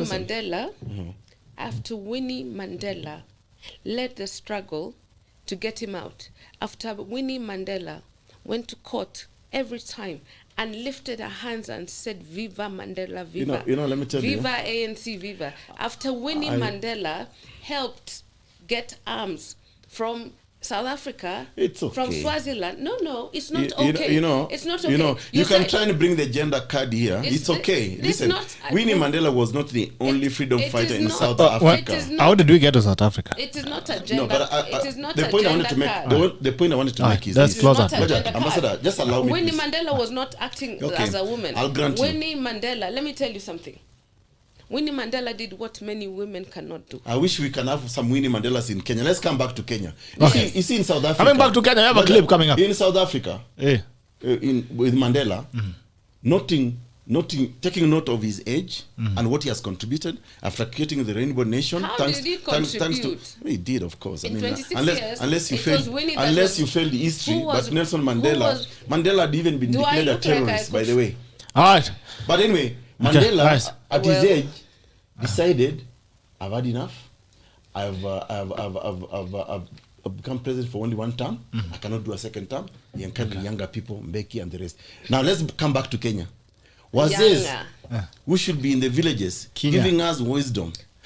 They are propagating matusi, kutukanana in our political circles. Headphones on. Let's go and us to speak about political tolerance. I saw my friend Sudi yesterday as well posted a photo. A photo. Imeenda kidogo. Imerudi. Unajua sisi tulisomea polling station. Una watu ambao walisomea group of schools. Sisi tulisomea polling station. 50% tulikuwa nafunzwa na Kekale. My last vote, the last election, I voted in Maralal. For Naisula Lesuda. Because I knew the challenges she was facing.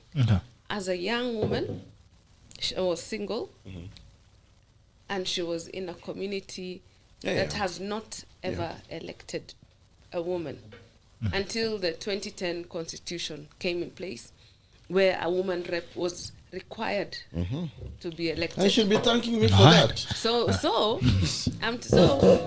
when anybody talks about intolerance, I was in IKOLOMANI the day before elections, campaigning for my people, and I drove the whole night from IKOLOMANI to Maralal to vote for Naisula Lesuda, and she won. And she still remains, and that is why she's called my twin, because we have stood together on this road. And she's in Kanu, and I am not in Kanu. Okay, you also need to stand for me. I need a testimony. All right. So we've been saying arguments a political sin of intolerance. When someone makes a move, if today I declare that I, Gerald Bitok, declare that Bishop Emeritus.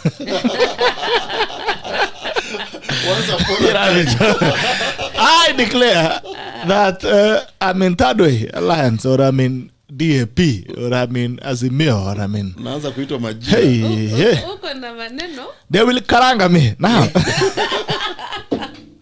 I'm saying you. I can see. So I've been saying all these things. I mean, there seems to be in the general political platform, political field, there seems to be a rule that is so unwritten that I agree with you only when you are coming to support me. But when you go to support someone else, suddenly you are Khamati of this, Khamati of maybe they start saying Khamati, you've slept your way into power, you've done this, when people make moves, people come up with things. But when you're on their side, you have a white angel. You're okay. You good.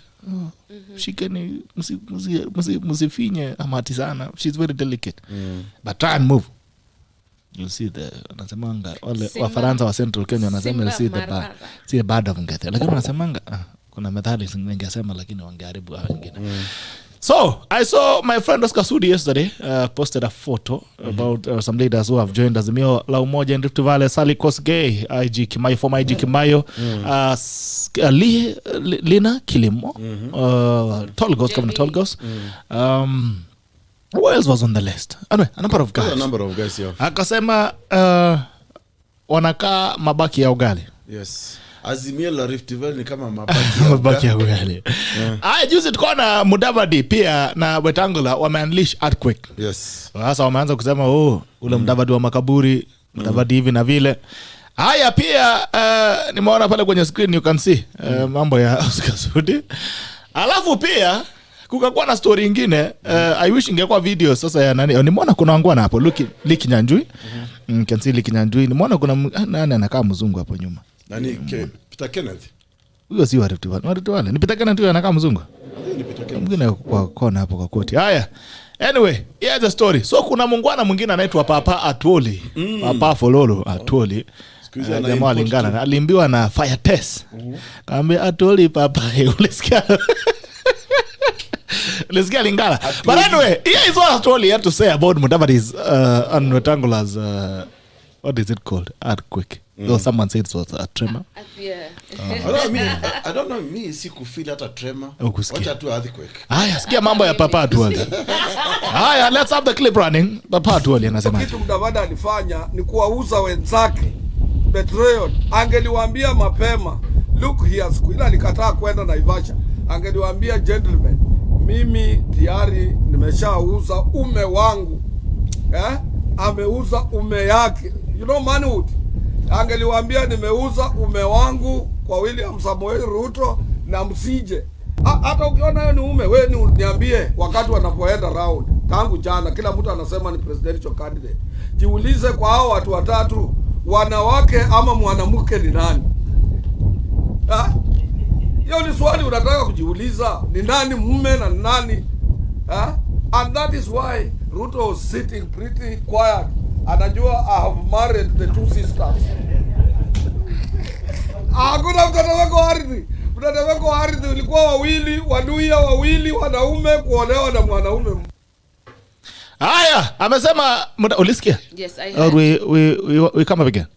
You heard very clearly or we went up? No. Umesikiza? I heard very clearly. What? So let me we'll start with you because okay, those who are are saying that I'm interrupting Daktari, first and foremost, Daktari and I have been friends for over 20 years. We are comrades, and we know comrades power. Comrades power. And by the way, we visit each other even in our own houses. And as you heard, he speaks even to my mother. You also need to start visiting. And my mother, and my mother I'm a child actually, of somebody. My mother actually supports him. Okay. So it's not. I think it's just a light touch. It's not feminism. It is called politics, and it's called everybody trying to make their point. And as I said, I'm Simba Marara. I have no apology to make for that. Okay. Now, as for Atwoli's comment, first and foremost, I think everybody was surprised by Mudavadi's move to wherever he moved to. Why? You see, first he talked about two wives. The first wife never names the name of the second wife. You don't name the name of your enemy. Unasema huyo mtu. So I don't know why. So we were all surprised that Mudavadi moved to wherever. Why were you surprised? Because he said he was running, and I think that his people. Still is. He still say that he's running. For what? For president. Well, we all know who the presidential candidate we don't know. In that place. The man has not relinquished his interest. Oh, we all know. I mean, it's a no-brainer. Okay. It's like us saying you don't know my name. You know my name.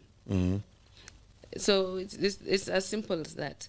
But the thing of using the analogy of women, I think is a problem. I've seen someone has said I'm a feminist. I'm not a feminist. I am a woman. And I cannot change my gender. That is who I am. That is what I am. That is how I was born. And because you're a man, that is what your mother is. Your mother is a woman. And I'm sure you listen and you respect your mother. So Mheshimiwa Atwoli should use other Why is even words. Mheshimiwa? It's not Mheshimiwa. Well, he's a dishonorable person. Oh yeah, well, he's a Mheshimiwa. Mheshimiwa just means that because of his position as President, Africa Trade Union Association. So therefore, he should use different analogies. Second, if he's not running for office, I don't know why he purports to speak on behalf of the Luya community, because we are here to speak on our own behalf. He tried in Kuisero, siku moja wakakarango mbaya sana. So he should not speak on behalf of the Luhya community. We respect him as our elder, but we have our own leaders. We are there and we are standing and we can speak. And Honorable Musalia Mudavadi is free to make his choice. The people of Vihiga are not happy. I was there last weekend. In fact, I spent Saturday and Sunday in Hamisi and in Maragoli South and North. I'm not sure they're very excited about the move. But again, but I'm sure if he had joined Azimio la Ukora, it would have been okay. But that is neither here nor there. I was just responding to the message that was said. So, Bitok, let me say this. First of all, if this country has to change, even in terms I need to form a coalition. Yes. If this, all of you can join me. Yes. A party leader. Bitok. Bitok. Bitok and Ambassador. Yes. If this country has to change to acquire certain discipline of its people, we must call a spade a spade.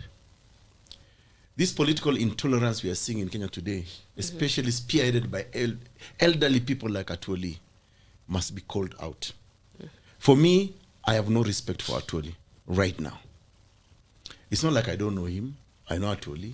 I used to be the chairman of the National Labour Board and he used to be my member of the board as a court secretary general. You know, we spoke about many things about how to help trade unions in this country, how to help workers. Atwoli is now not focusing on all that. But over and above that, and I agree with the ambassador, to use the analogy of women, this is a man who is disrespectful. He's a father of daughters. I met Atwoli's daughter. I met Atwoli's children. I know. This is a person who is even married to a very young lady. Who he took from another person. Yes, he should be. It's okay. Kila mtu alikuwa mtu wa mtu. Oje ambassador kisiasa. Kila mtu alikuwa mtu wa mtu. Hata ambassador bana kabla bwana akuja. Ulikuwa mtu wa mtu bwana. Hapana. Lakini si mtu unakuanga na mtu alafu unapata mtu mwingine. Bibi wa mtu. Alikuwa bibi wa mtu. But let me finish my thoughts. So, to be honest with you, listening to that clip and also Oscar Sudis and the rest, we need to be able to say we cannot respect some people. Sorry, I didn't hear Oscar. Ambassador, let me please finish. It was a picture. It was a picture. Okay. We cannot respect someone like Atwoli and call him Mheshimiwa or honorable. He is dishonorable. That's who he is. He's dishonorable. Secondly, I am sure I don't support, Mudavadi has his freedoms, his political, constitutional, legal rights to go wherever he is. After all, the Political Parties Act allows for formation of coalitions between political parties. Yeah. So if Mudavadi feels that he can form a political coalition with UDA and William Ruto, it is his right. Okay. It is within the law. Nobody should castigate him. But I'm sure if Mudavadi today had said, I'm joining Raila, which Azimio la Umoja, which of course Atwoli is supporting, he will not be called names. And I find it very disrespectful of a mzee like Atwoli to talk badly about Musalia Mudavadi. You know, let Musalia follow his rainbow wherever it leads him. You know. So and also of course you can see there is no difference between all these people, and that's why for me I say Kenyans need a new crop of leadership. Okay.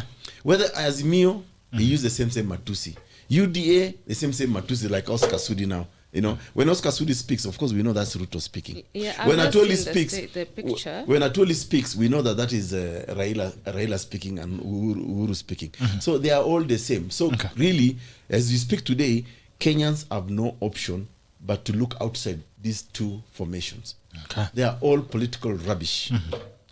I don't think that they are political rubbish because they are the leaders and they are the ones with the most followers. And perhaps you should be now campaigning for THIRDWAY instead of insulting people who actually have followers. I'm just calling a spade a spade. Because they have followers. No, and I'm also calling a spade a spade. I'm telling you, the fact and the truth today is that we have Azimio and we have that the place. Yes, and there is THIRDWAY. And we have and there is you. There is and there is you too. There is well, You know, today, Yvonne, if you told me you're running for God. president, you and I can sit down and say, okay, between the two of us, who is better placed? And if you merge as the better place, I will support you. And then that way, I Are can you go sure? back. Yes. And then I can go back to doing my law, because I love my law. It's good to it's good to say But that. while we still I have... can also go back to diplomacy. While we still have I dishonest can still leaders... go back to foreign affairs. While we still have But- dishonest leaders bitok. That is the reason why I've said nitacheza law hapa kidogo, nicheze pia siasa hapa. But the day nitaona siasa ya Kenya imenyoroka mzuri, iko na uongozi safi, bila matusi, mimi nitasema okay, hao viongozi wacha waendelee na kazi. Karibu ambassador. Yes. Yes, speak up. No. Your comments. No, my comment. No, I've just seen. Uninterrupted. I've just seen. No, he is free to interrupt me. No, you're not we, interrupted. we are friends that way. But I've just seen Oscar Sudi's statement. Okay. And it's true. The picture. Why are you guys not saying I'm your friends? Anyway, proceed. Okay, fine. Okay. I'm not your friend. Bitok, you're my very good friend. Okay. Thank and you. we talk a lot, so it's fine. Mimi naona hii Friday sio mbaya. Iko na mazuri. After the show, that is The Sheria why of Canaan. Immediately I got the call. I said yes. Thank you. And I told my team. And you know, I was at home. I was in Eregi. Ah, Yes, I was in IKOLOMANI. You flew thank in you so much. Imagine. Yes.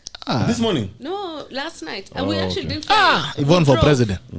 Thank you very much. Thank you. Kwa nafikiri ulikuja na ile chopa ya Amen. nini? Nasikia kuna chopa ya 1 billion saa hizi imelanda. Hizo wanasema by scale. Nasikia inaitwa by scale. Happen. Parachutes zinatoka. So huwezi kucrash. But I think at the end of the day, we've been talking about tolerance. Yes. I may not support certain leaders, even if I say that at the party, but I will not insult any leader. Okay. That's true. Because I must respect where they have come from. Also freedom of And- expressions, democracy. And the rights of the people to choose them and to vote them in.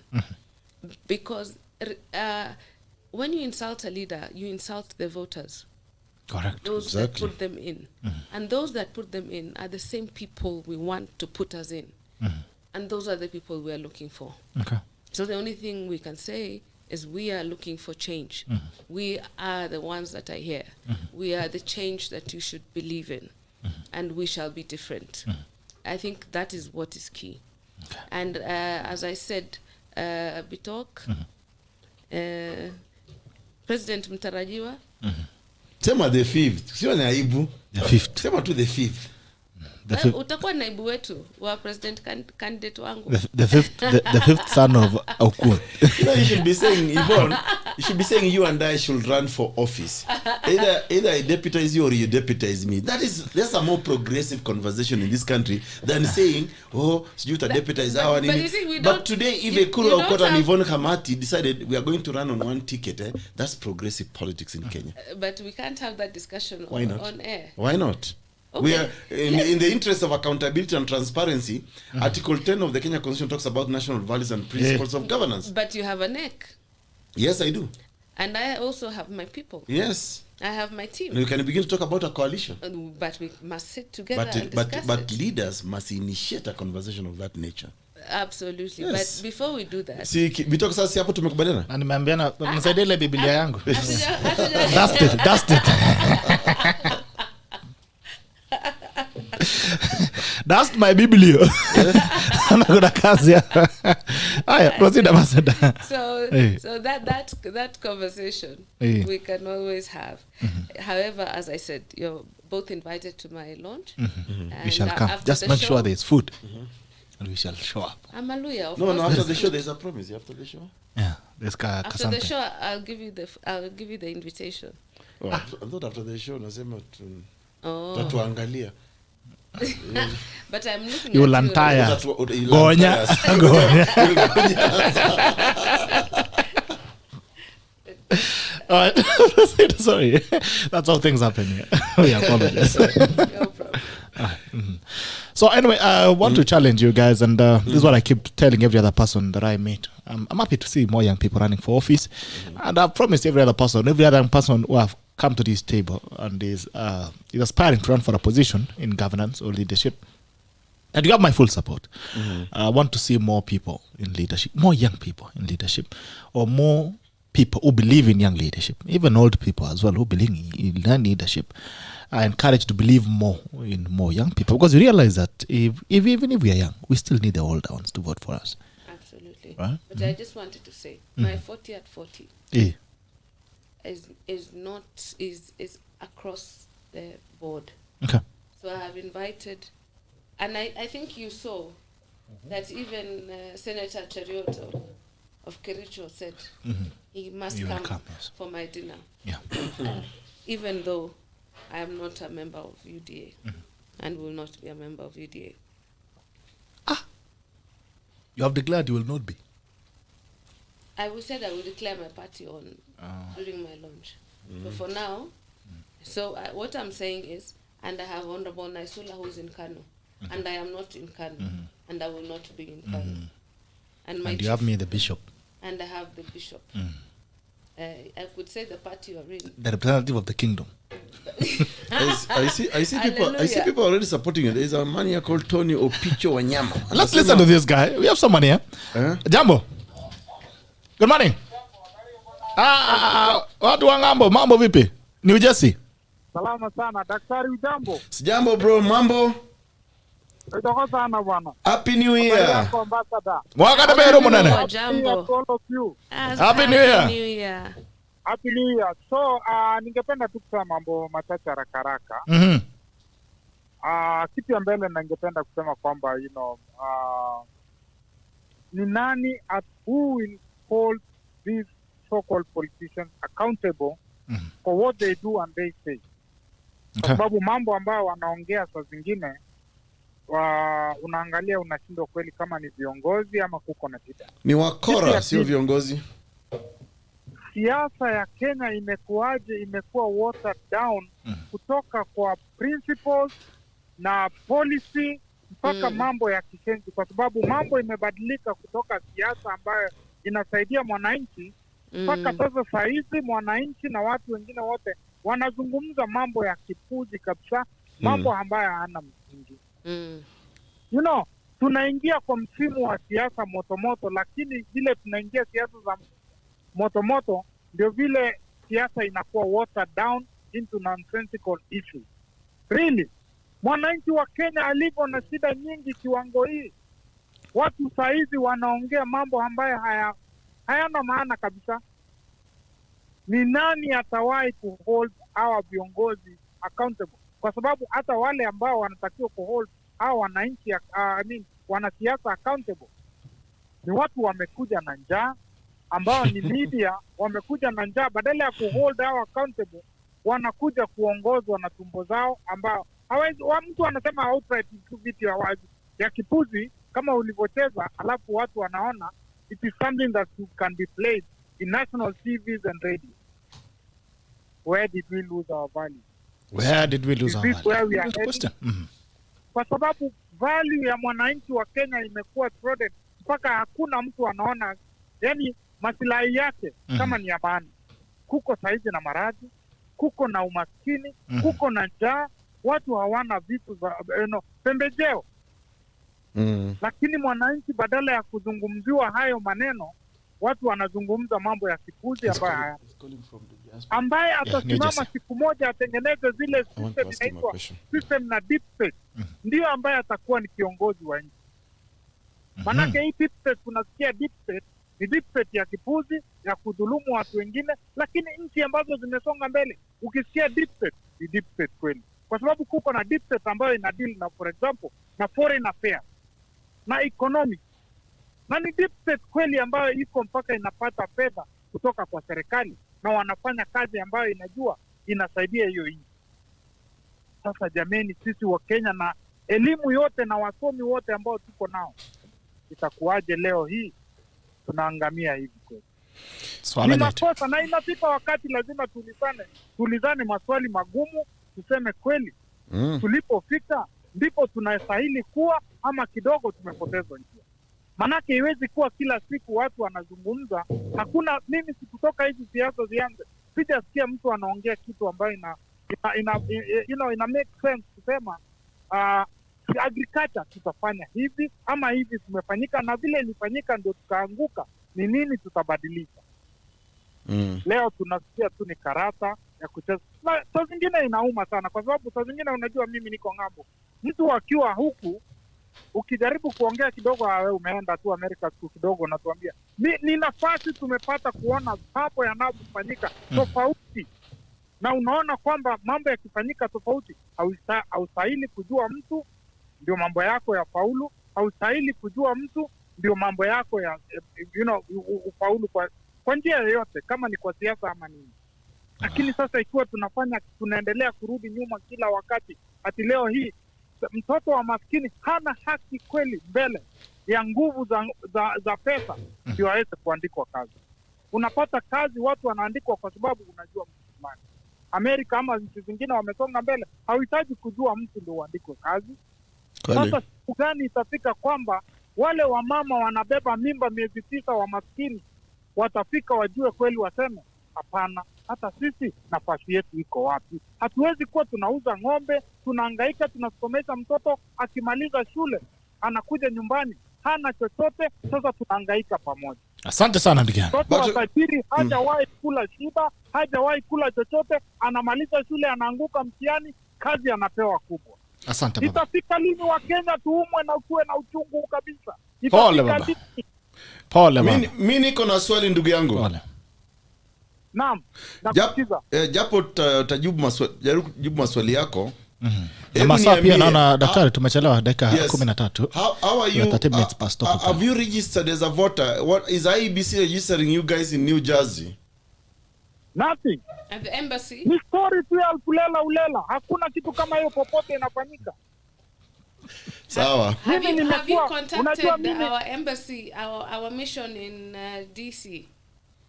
I'll tell you this. No, the mission is not the IBC. Hizi ambazo ziko huku nje, hizi embassies ambazo ziko huku nchi za nje, ni cartel zaidi ya cartel. Inakuwa ngumu hata kudili na wao. I'm telling you, wewe pengine ambassador umekuwa nje, pengine umekuwa tofauti, lakini mimi nakwambia wengi wao ni ngumu sana hata kudili nao. Kuuliza swali inakuwa ni ngumu. Hata simu kupiga tu huko hakuna mtu anachukua. Na ni vibaya. Mimi nimekuja Kenya hapa, nimetoka Kenya tarehe 11. Nimefika hapa. Nimekaa nikaangalia vile wa umaskini unafanyika, inaendelea hiyo nchi. Paka naumwa na kabisa, nasema kweli. Na hakuna, tuko na utajiri na kila kitu ambayo zaidi hata ya vitu tunahitaji. Lakini kwa sababu ya tamaa na ulafi, wananchi wanadhoofika, wananchi wanaangamia. Na mimi sio mwanasiasa, ninaongea tu kama mwananchi wa kawaida. Na sitataka kuwa siasa kwa sababu kama siasa ni hizi, afadhali mimi niwe maskini lakini kujaribu kusaidia wananchi. Jameni, mashinani watu wanaumia. Watu wanaumia kweli. Mimi nitasema hivi. Naam. Nitarudia. Uongozi sio siasa. Shida tuko nayo na sasa ni waongozi wetu ni wanasiasa. Unajua siasa ni ya muda. Only during campaign times. Alafu baada hiyo uongozi. But I will say lakini mimi nikiuliza vile umeongea kuhusu wizara yetu ya mambo ya nje, nitaongea na waziri kwa sababu nimekuwa huko miaka 16. Nimejiuzulu kwa sababu nasimama kiti IKOLOMANI, lakini pia tutatafuta IBC kwa sababu sasa hivi tunatakana kuwa na voter registration in the countries outside. And the US is supposed to be one of the first. So I'm very surprised. Kidogo dada, wacha nikukosoe kidogo. Umeongea maneno ya viongozi na wanasiasa. Kwamba unajua siasa ya Kenya wakati mmepiga kura inastahili kuwa ndio mwisho wa siasa, watu wafanye kazi, sio? Lakini Kenya inakuwa kwamba mwisho wa kupiga kura ni mwanzo wa siasa nyingine. Inakuwa tena ndio hivyo, ni kama cycle ambayo haitiki mwisho. Na sasa leo hii ukiangalia watu ambao wamewekwa kazi, tuseme tu kweli, hata tuseme tupatie benefit of doubt, wale ambao wako kwa position wamefanya kazi ambao wamefanya, lakini tuwaulize kweli, mlipofika ndipo ambapo mlikuwa mnapaswa kufika? Mlipoteza njia wapi? Kwa sababu hatuwezi kuwa tunadanganyana, tunafichana, sijui ni mbaya au ni mzuri. wote hakuna mzuri. Mimi nasema tu wazi wazi kama mwananchi wa kawaida, wote hakuna mzuri. Asante sana bro. Kama kweli kama unakotoka mtu anaangamia, unasikia mtu anakufa na njaa, mtu anakufa kwa sababu ya kukosa maji mwaka na muda na wakati kama huu leo hii ati hakuna maji sehemu fulani, wamama wanatembea kutafuta maji. Jamani, wamama zetu tutawatua lini mitungi? Swala nyeti, mama wetu tutawatoa mzigo lini? Punda amechoka. Watu wanazungumza punguze mizigo, kutengeneza nuclear energy. Watu wanazungumza juu ya nuclear energy. Leo hii watu wengine hii uongozi ya Kenya ni mizigo, lazima tupunguze. Lakini bro, ukienda ukiondoka ukirudi Jersey, nikuulize swali. Unaweza kuja aje hapa Kenya, unakuja kujificha, unarudi kabla hujakuja bila kutuambia sisi wazee. Bado narejea, lakini nitarudi tu, lakini hata ni story tofauti. Next time you have to come to the show bana. Njoo bana, tuna mbuzi hapa tamchinja. Hakuna neno, lakini tuseme tu kweli. Tujaribu kuhold, hata tujaribu kusema let us hold our so-called leaders or politicians accountable. Absolutely. Thank you so much my brother. Haya, Masai metuacha, asante na thank you so much my brother for joining us this morning. The place alimia watu wa New Jersey, hata sisi tuaja at least sasa wamefungua. Unakumbuka tulikuwa na tour ya America. Ya watu wanatoka na Australia. Watu wa Australia wako tayari bwana. They called me on when was it 2 weekends ago. They are ready. I think they have opened up. So yes, the Australian guys are ready. Watu wa America, I think Chairman Arama already should be working on something. So yeah, we should be heading there and we'll meet these gentlemen from Egypt. So you have joined the Daktari's party? No, this is tackle. This is the tackle. This is the tackle. The tackle is international. It is international. We've been invited to tackle international issues. Yeah, you should come. At least for me, I'll help you get my former colleagues. Hallelujah. But be talking. There's something here. Tackle, your tackle of the day. Then I'll not have done the people of IKOLOMANI favor if I don't give you an opportunity to prosecute your agenda. But please, Daktari, you give us the tackle of the day. Let Ambassador execute agenda. No, utageuza. Sasa wewe toa kwanza tackle yako. Naona chairman anatafuta. Tumpe nafasi dakika moja. Mpatie. No. Let's Daktari. Acha nipe chairman dakika moja. Chairman. Bwana Bitok. Yes, salama. Sasa nyinyi mmeniamsha kidogo, nikasema dakika moja tu nimekupa. Pole kwa kutoka usingizi. Wacha ni si mbaya, wacha ni address Ambassador kidogo. Kwa sababu nataka kutaka Ambassador mapema asubuhi. Nataka kutaka Ambassador kidogo kwa sababu aliuliza swali rafiki yangu wa New Jersey mambo ya ku register as a voter kwa embassy. Madam Ambassador. Yes, nakusikiza. How are you? Unajua geography ya US vizuri sana. Thank you so much. Can you imagine the requirement, first of all, for you to register, you have to have a national ID. You cannot even use your passport, which is a universal identification. Which is wrong. It's even against the law. Yeah, exactly. How can you tell me to travel from California to come to DC to register as a voter, and then I have to come back again to verify I thought my in voter LA registration? there's a consulate. No. Everybody is coming to DC. They say the only place you can register is DC. That's a problem. And then on top of that, right now, if you want to make an appointment, even to get your ID, the earliest date you can get to go and take your fingerprints at the embassy in DC is in June of this year. So how is this going to work? So, I mean, to me, that is, first of all, I say this, and I was hoping Gerard would raise this issue. We have a very incompetent IBC.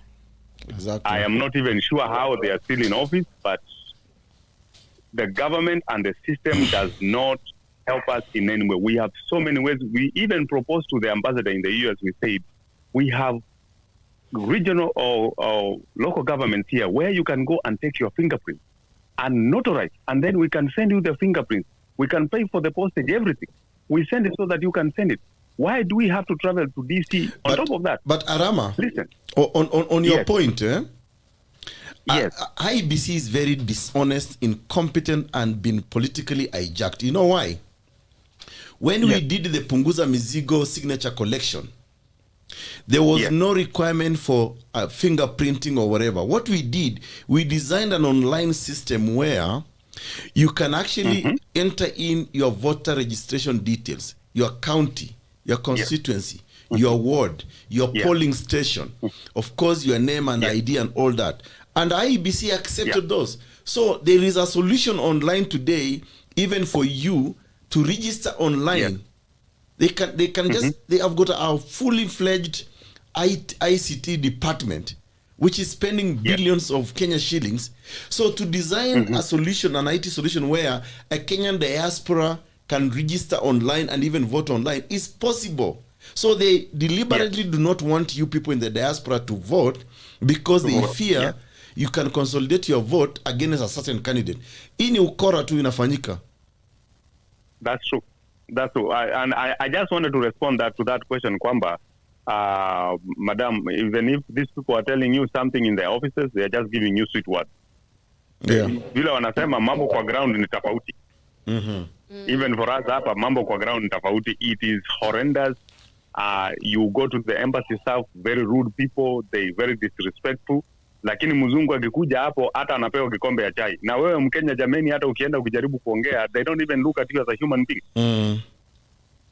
So, and then the question comes, why would I even go get that voter ID? Why would I even go try even to vote? You know, Arama, it is costing me more. You know, Arama, IEBC is very dishonest, because I have the choice to register here in Kenya as a voter using my ID or even my passport. These are government documents issued. So you people should not even be asked about a national ID. You should be asked about your Kenyan passport, which is issued by the Kenyan government itself. Yes. Yeah. So that's what I wanted to Imebidi hadi uamke. Because he has that question. Yeah, ilibidi niamke bwana. Hiyo swali linichoma kidogo, but you know, like Gerald said, madam, si tutakusupport, go run for the office. But there is a point you are missing from EKURU AUKOT alikuwa nakwambia, instead of going by default going to where you came from, can you as a national leader, you can run from office from any place. And we should be able to elect you from anywhere because you have shown a track record as a national leader. It should not be by default have to go where you are born from. I think that's what the point was trying to put across, and it was lost in translation somewhere. Especially since she has worked for Kenya for 16 years. She has worked for Kenyans. Kenyans. She worked for Kenyans for 16 years. So she should be able to run in Nairobi, in Buruburu. East African legislation. She's even correcting me, it is 20 years, not 16. She's very lucky.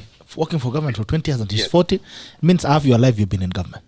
I joined Ford Kenya when I was 19 years old. Lord is good. As a member of the National Executive Council. Asifiwe sana.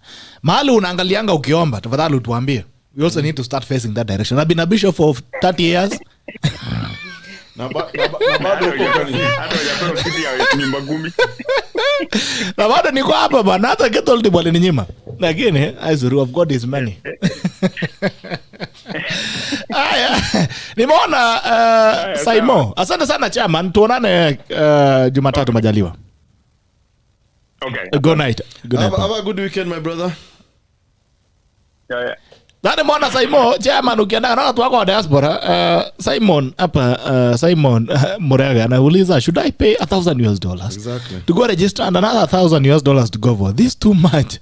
This is too much love for my country. Anasema hata kama nikupenda nchi, even if it is for love country, this is too many. This is too many love. Rada Okelo, Sami anasema Yvonne Hamati is ready to serve the Ikolomani people. She has been tested and ready. Haya, mimi niko nyuma yake. Yvonne Hamati yuko hapa mbele. Uko nyuma yake. Mimi niko nyuma. Wewe uko kando yangu. Hautaki kutembea na yeye. Kuna ni mlolongo. Akikanyaga hapa niko hapa. But listen, kidogo acha nisome comments yangu bwana. Can pitch for our constituents. Acha nimalize mambo ya kidogo. Okay, kidogo tu. Only 3 comments. Paul Lawrence again, I can't imagine being abroad and still having issues, and I'm all Kenyan has issues of ID, issues of voter registration, etc. This is so unprecedented. Bishop friends, a nice move off to see change in Ikolomani through ambassador since men have failed us to the ditch. William Mange, bro, Bito kindly ask the ambassador because she has connection with the government why getting a passport in Kenya isn't possible at the moment. The excuse they are giving is that there are no printing machines. We have people who applied in September last year, and up to today they're still in production stage for months. Haya, Mwile Mange, sama she's. Haya, Dike Jawa Samatala called to give us the link. The link to where, boy? The link to where, J-boy? To joining the party. Oh, joining the party, okay. Yeah. Is it still the same, the hog? Same. Okay. Yeah.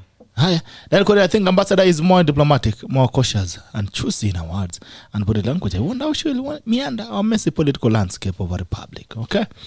Haya. I think mambo yatakuwa mera no. If you insult the leader, you insult an individual, not the people. Most leaders don't deserve any of the respect granted to them because of their behavior. Fuck Cleveland Otieno. Good morning, guys.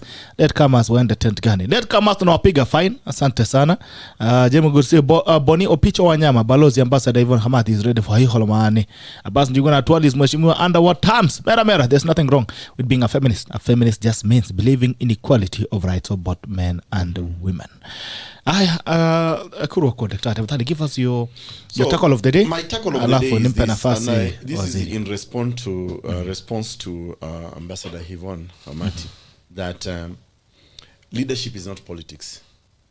I want to persuade my sister that unfortunately in Kenya, there is no leadership. There is rulership and there is politics.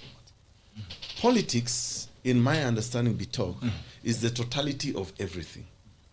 Because of political decisions that you make, the economy can be ruined. Okay. Because of political decisions that you make, there could be ethnic animosity, employment. So politics and leadership go hand in hand. Go hand in hand. And there's nothing wrong with politics. Politics basically is your quest to acquire power, to be able then now to govern your people, your country, and to apportion resources like that. So it is politics. Politics is a roadmap to leadership. Or leadership, the same thing. So let's not separate them. Today, we have got very bad politicians in this country. They are not leaders. Kenya is in dire need of sound politics, politics without hatred, politics of tolerance. If Mudavadi decides to join Nihuda, let him join. He's exercising his political rights that are guaranteed under Article 38 of the Constitution of Kenya 2010. You know, you can form a political party, you can support somebody of your political choice. So there's nothing wrong with that. But when you use political process to gain leadership, to lead, then let us see the value of your leadership in terms of creating an economy for us, respect for women. Actually cannot be supporting a political leader called Raila Amolo Odinga while at the same time insulting women, using the analogy of women to insult another leader. Okay. That is disrespect. It's offending the Bill of Rights in this country. It's offending the respect for gender equality in this country. And I think for me, politics and leadership must go hand in hand, but we must sanitize our politics the way we are sanitizing Corona. All right. We must sanitize our politics the way we are sanitizing Corona. Are we ready, Douglas? Okay. All right. I'm trying to bring in your poster for so that you can have a visual, almost a visual of your agenda for people of IKOLOMANI. The recording of God is many. Okay. Link ya ilikuwa www.punguzamzigo.org. And to believe that it was. Karis John Saba, Dr. EKURU, you should read them and about the great Chinese culture revolution. William Wangi, Kwanjeris Okongo, I don't understand why EKURU has kept insisting that this country needs young leaders, as if we don't have young leaders in parliament and in our country as a county assembly, and they are doing their part. You may disagree with the style of politics, but look at someone like Murkomen. Look at the people like Senator Kajwang and Kilonzo Jr. And by the way, when he talks about young people, what age is he referring to? Okay. Aya, YVONNE Amati, you finally have the floor. 30 seconds of that? No, 10 seconds. 10 seconds. Okay, fine. We have like I said, we have very many young leaders in this country. But when I look at cumulatively the contribution, it has been all about psychophancy to their party leader. All right. Murkomen was very good. He used to speak a lot about devolution, very eloquent. You know, spoke a lot about devolution. He was like a sycophant of Jubilee. when he was the leader of majority in Senate. But as soon as he was kicked out, you saw him change. So can you say that's leadership? A leader must have a stance, must be principled, must have some belief that regardless of what happens to me, I must continue this pursuit. But anyway, let him, Ambassador Yvonne KHAMATI. All right, I'm having she needs the votes. Ambassador Yvonne KHAMATI, MP aspirant for IKOLOMANI constituency as the floor fan, and I'm seeing just a flip of a small brief of agenda for the people of IKOLOMANI. Nimeona hapo hashtag Simba Marara, a new dawn for IKOLOMANI. Nambari moja ni agriculture ama ukulima, nambari ya pili ni education ama masomo and ICT, security usalama, infrastructure, mambo ya miundo mizingi, na health, mambo ya afya, youth and women, vijana na wanawake. By the way, nilikuwa December, na nataka kusema hivi ya kwamba kuna shida kubwa katika nchi ya Kenya. Ya kwamba Tanzania itakuja kutupita kwa muda mfupi sana ambao unakuja. Ukiona Dar es Salaam kama ulikuwa huko miaka 5 iliyopita, utashangaa sana. Yale mabadiliko ambayo unaona pale, infrastructure with almost zero loans. It's very minimal apart from Suluhu amekuja juzi, ameanza kuchukua mkopo. Lakini ukiona vile maendeleo ambayo yanafanyika pale, miundo misingi ambayo inaendelea pale Tanzania, aswa Dar es Salaam na miji mingine mikubwa pale Tanzania, utaona ya kwamba kwa Kenya lazima tuwe na hofu. The economy of Tanzania is going to overtake us hivi karibuni. Haya, Mheshimiwa Yvonne KHAMATI. Ongea na constitution. Uwanja ni wako. First to say, naitwa Yvonne Shibihwa KHAMATI ya haya. Sijasikia hiyo ya pili. Shibihwa. Yvonne KHAMATI. Shibihwa KHAMATI Ya haya. / ya haya. Not outside. Hoteha means to cook. It means I cook outside home. My home name is just for purposes of everybody else that is listening, is Simba Marara. But at home, Langwa Ikutunyi. Ikutunyi is lion. Yes. Yeah. Ingekuwa kikale ya mwisho Ikutunyi. You know, that's almost like Turkana. Ingekuwa Luanga Ikutunyi. If we translate now directly, Luanga. Okay, let's maintain. Langwa Simba. No, Ikutunyi is Simba. Ikutunyi is Simba. Langwa means I am called. Oh, Simba. So I am called. Ikutunyi in Kalenjin is she's kneeling. Really? Which is true. Yeah. I'm going to come. Napiga magoti ukiomba. Napiga magoti nikiomba, because the lioness is calm as she waits to hunt. Because she's the one that waits to get the food for the family. And if you've ever seen any of these videos, the lioness is silent and is lying down and is kneeling and is waiting patiently to find the food for her pride. So Langwa Ikutunyi. So for my people in IKOLOMANI, I'm running for parliament because, as I've said, I've worked for 20 years for national government, East African Legislative Assembly, and ambassador 16 years. I've been chairperson of the Committee of Permanent Representatives of the United Nations and chair of the Africa Diplomatic Corps. So it's time to come home. Nenya hotia ingo chonyi nende national government, because there are things we must change. I've been to hospitals. I've seen 3 women, pregnant women, lying in bed waiting for a doctor, where there are 20 other people waiting, and there's no doctor, there's only one nurse. That is one thing we must look at. Medical health care, maternal health care. We must look at the issues of water. We have rivers, we have streams in IKOLOMANI. Even if you go to Mhonge Muri, that is the crying stone.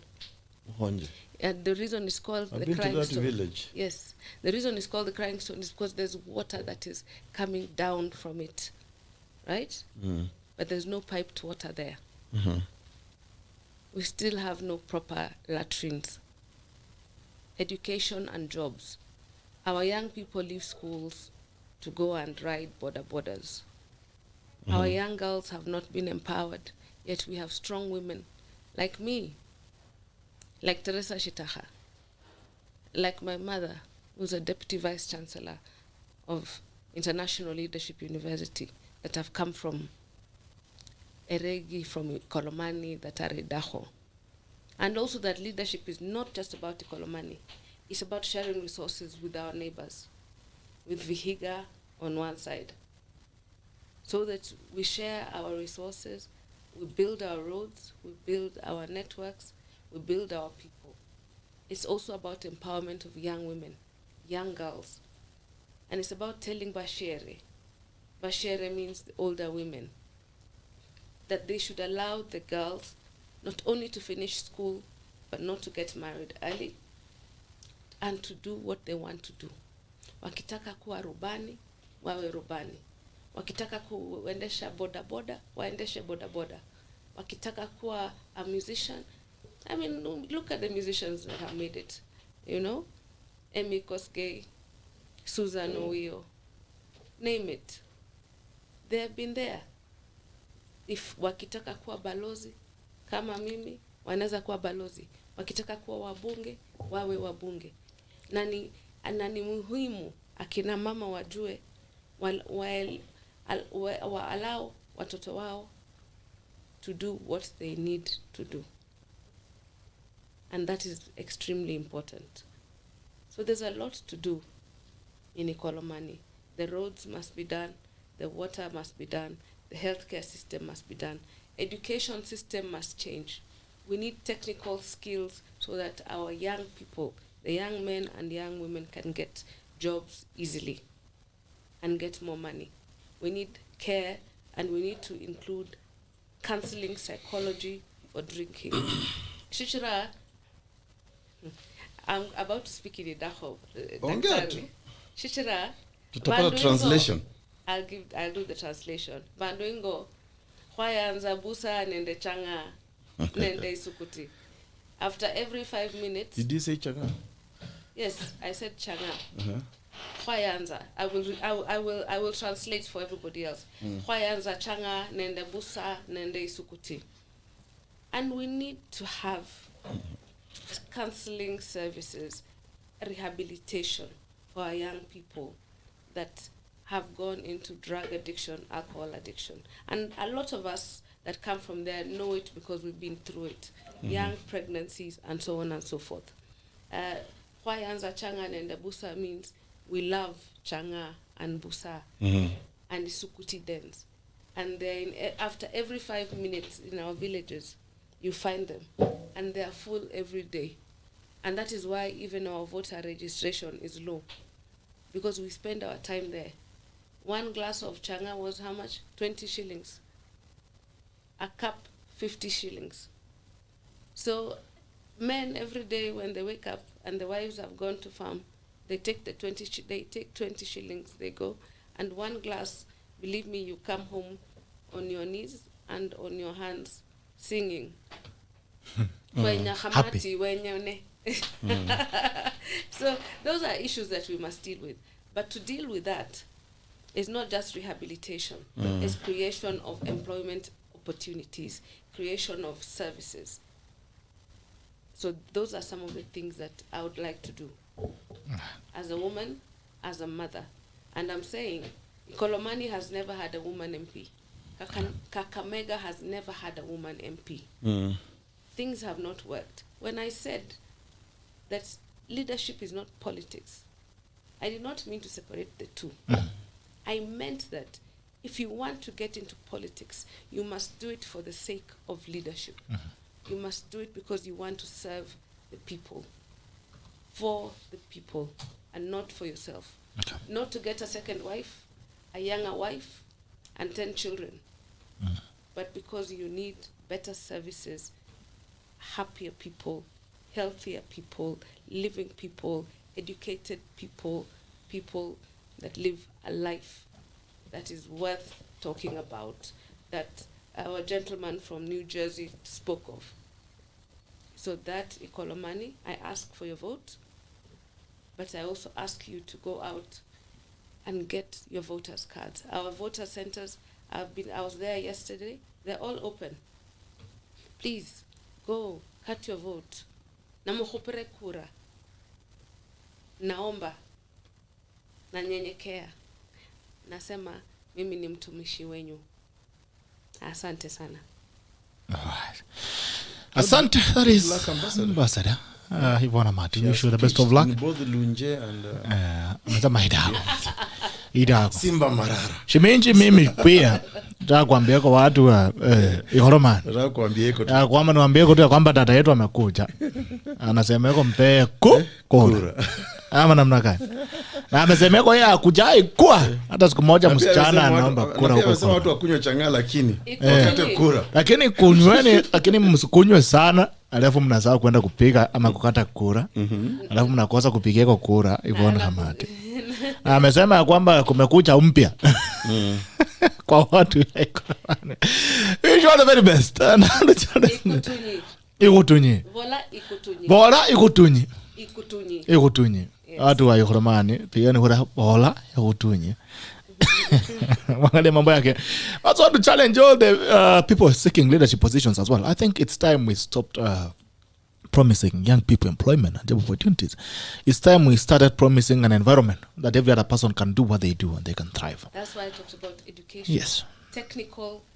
Because a lot of us, most young people have gone to school, they have degrees, but they're still ready. I mean, we need an environment where they can all thrive, because you cannot give everybody employment. You cannot, not everybody can work in an office. It's not our job to give employment. Exactly. It's our job to create an environment. An environment for opportunities. That's what I keep encouraging people, as well. And I freeze and cringe whenever I hear aspirants saying, young people, tutawapea kazi.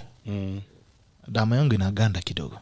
Because we've had these stories. Jubilee came, they told us 1 million jobs per year. It's yet to see. I'm seeing again stories are coming from Stadium pia tukakuwa. So kwa hivyo, I think where the country is right now, our youth are majorly skilled. If not skilled for manual work, they are skilled to use their brain. If you can give an opportunity ya kuweza kujituma, basi wanaweza kuwa sawa. Kwa hivyo nataka kupa mtu nafasi, kila mtu nafasi yake aweze kujituma. Kama mimi hapo unaona nimejituma hapa. Sijangoje kwa serikali nipeleke KBC. Nimesema tu basi kama serikali inapea mimi nafasi, natafuta mahali nakaa basi. It's been a pleasure having you, Ambassador. I wish you all the very best, and we shall be there to eat food next week and to launch your presidential constituency. Amen. MP. That will come. Mulia muno. Bola ikutunyi. Daktari, thank you for joining us. Thank God it's Friday. See you again on Monday. Enjoy your day. It's been a pleasure having you at the class. This is a talk called the 28, the edition, Sheria Wiki edition of 28 January 2021. Na mwaka inakimbia. Lakini watu wanasema tuko the 87th day of January. Lakini at least this January hajakuwa mbaya sana. Mwaka inakimbia. It's almost Christmas.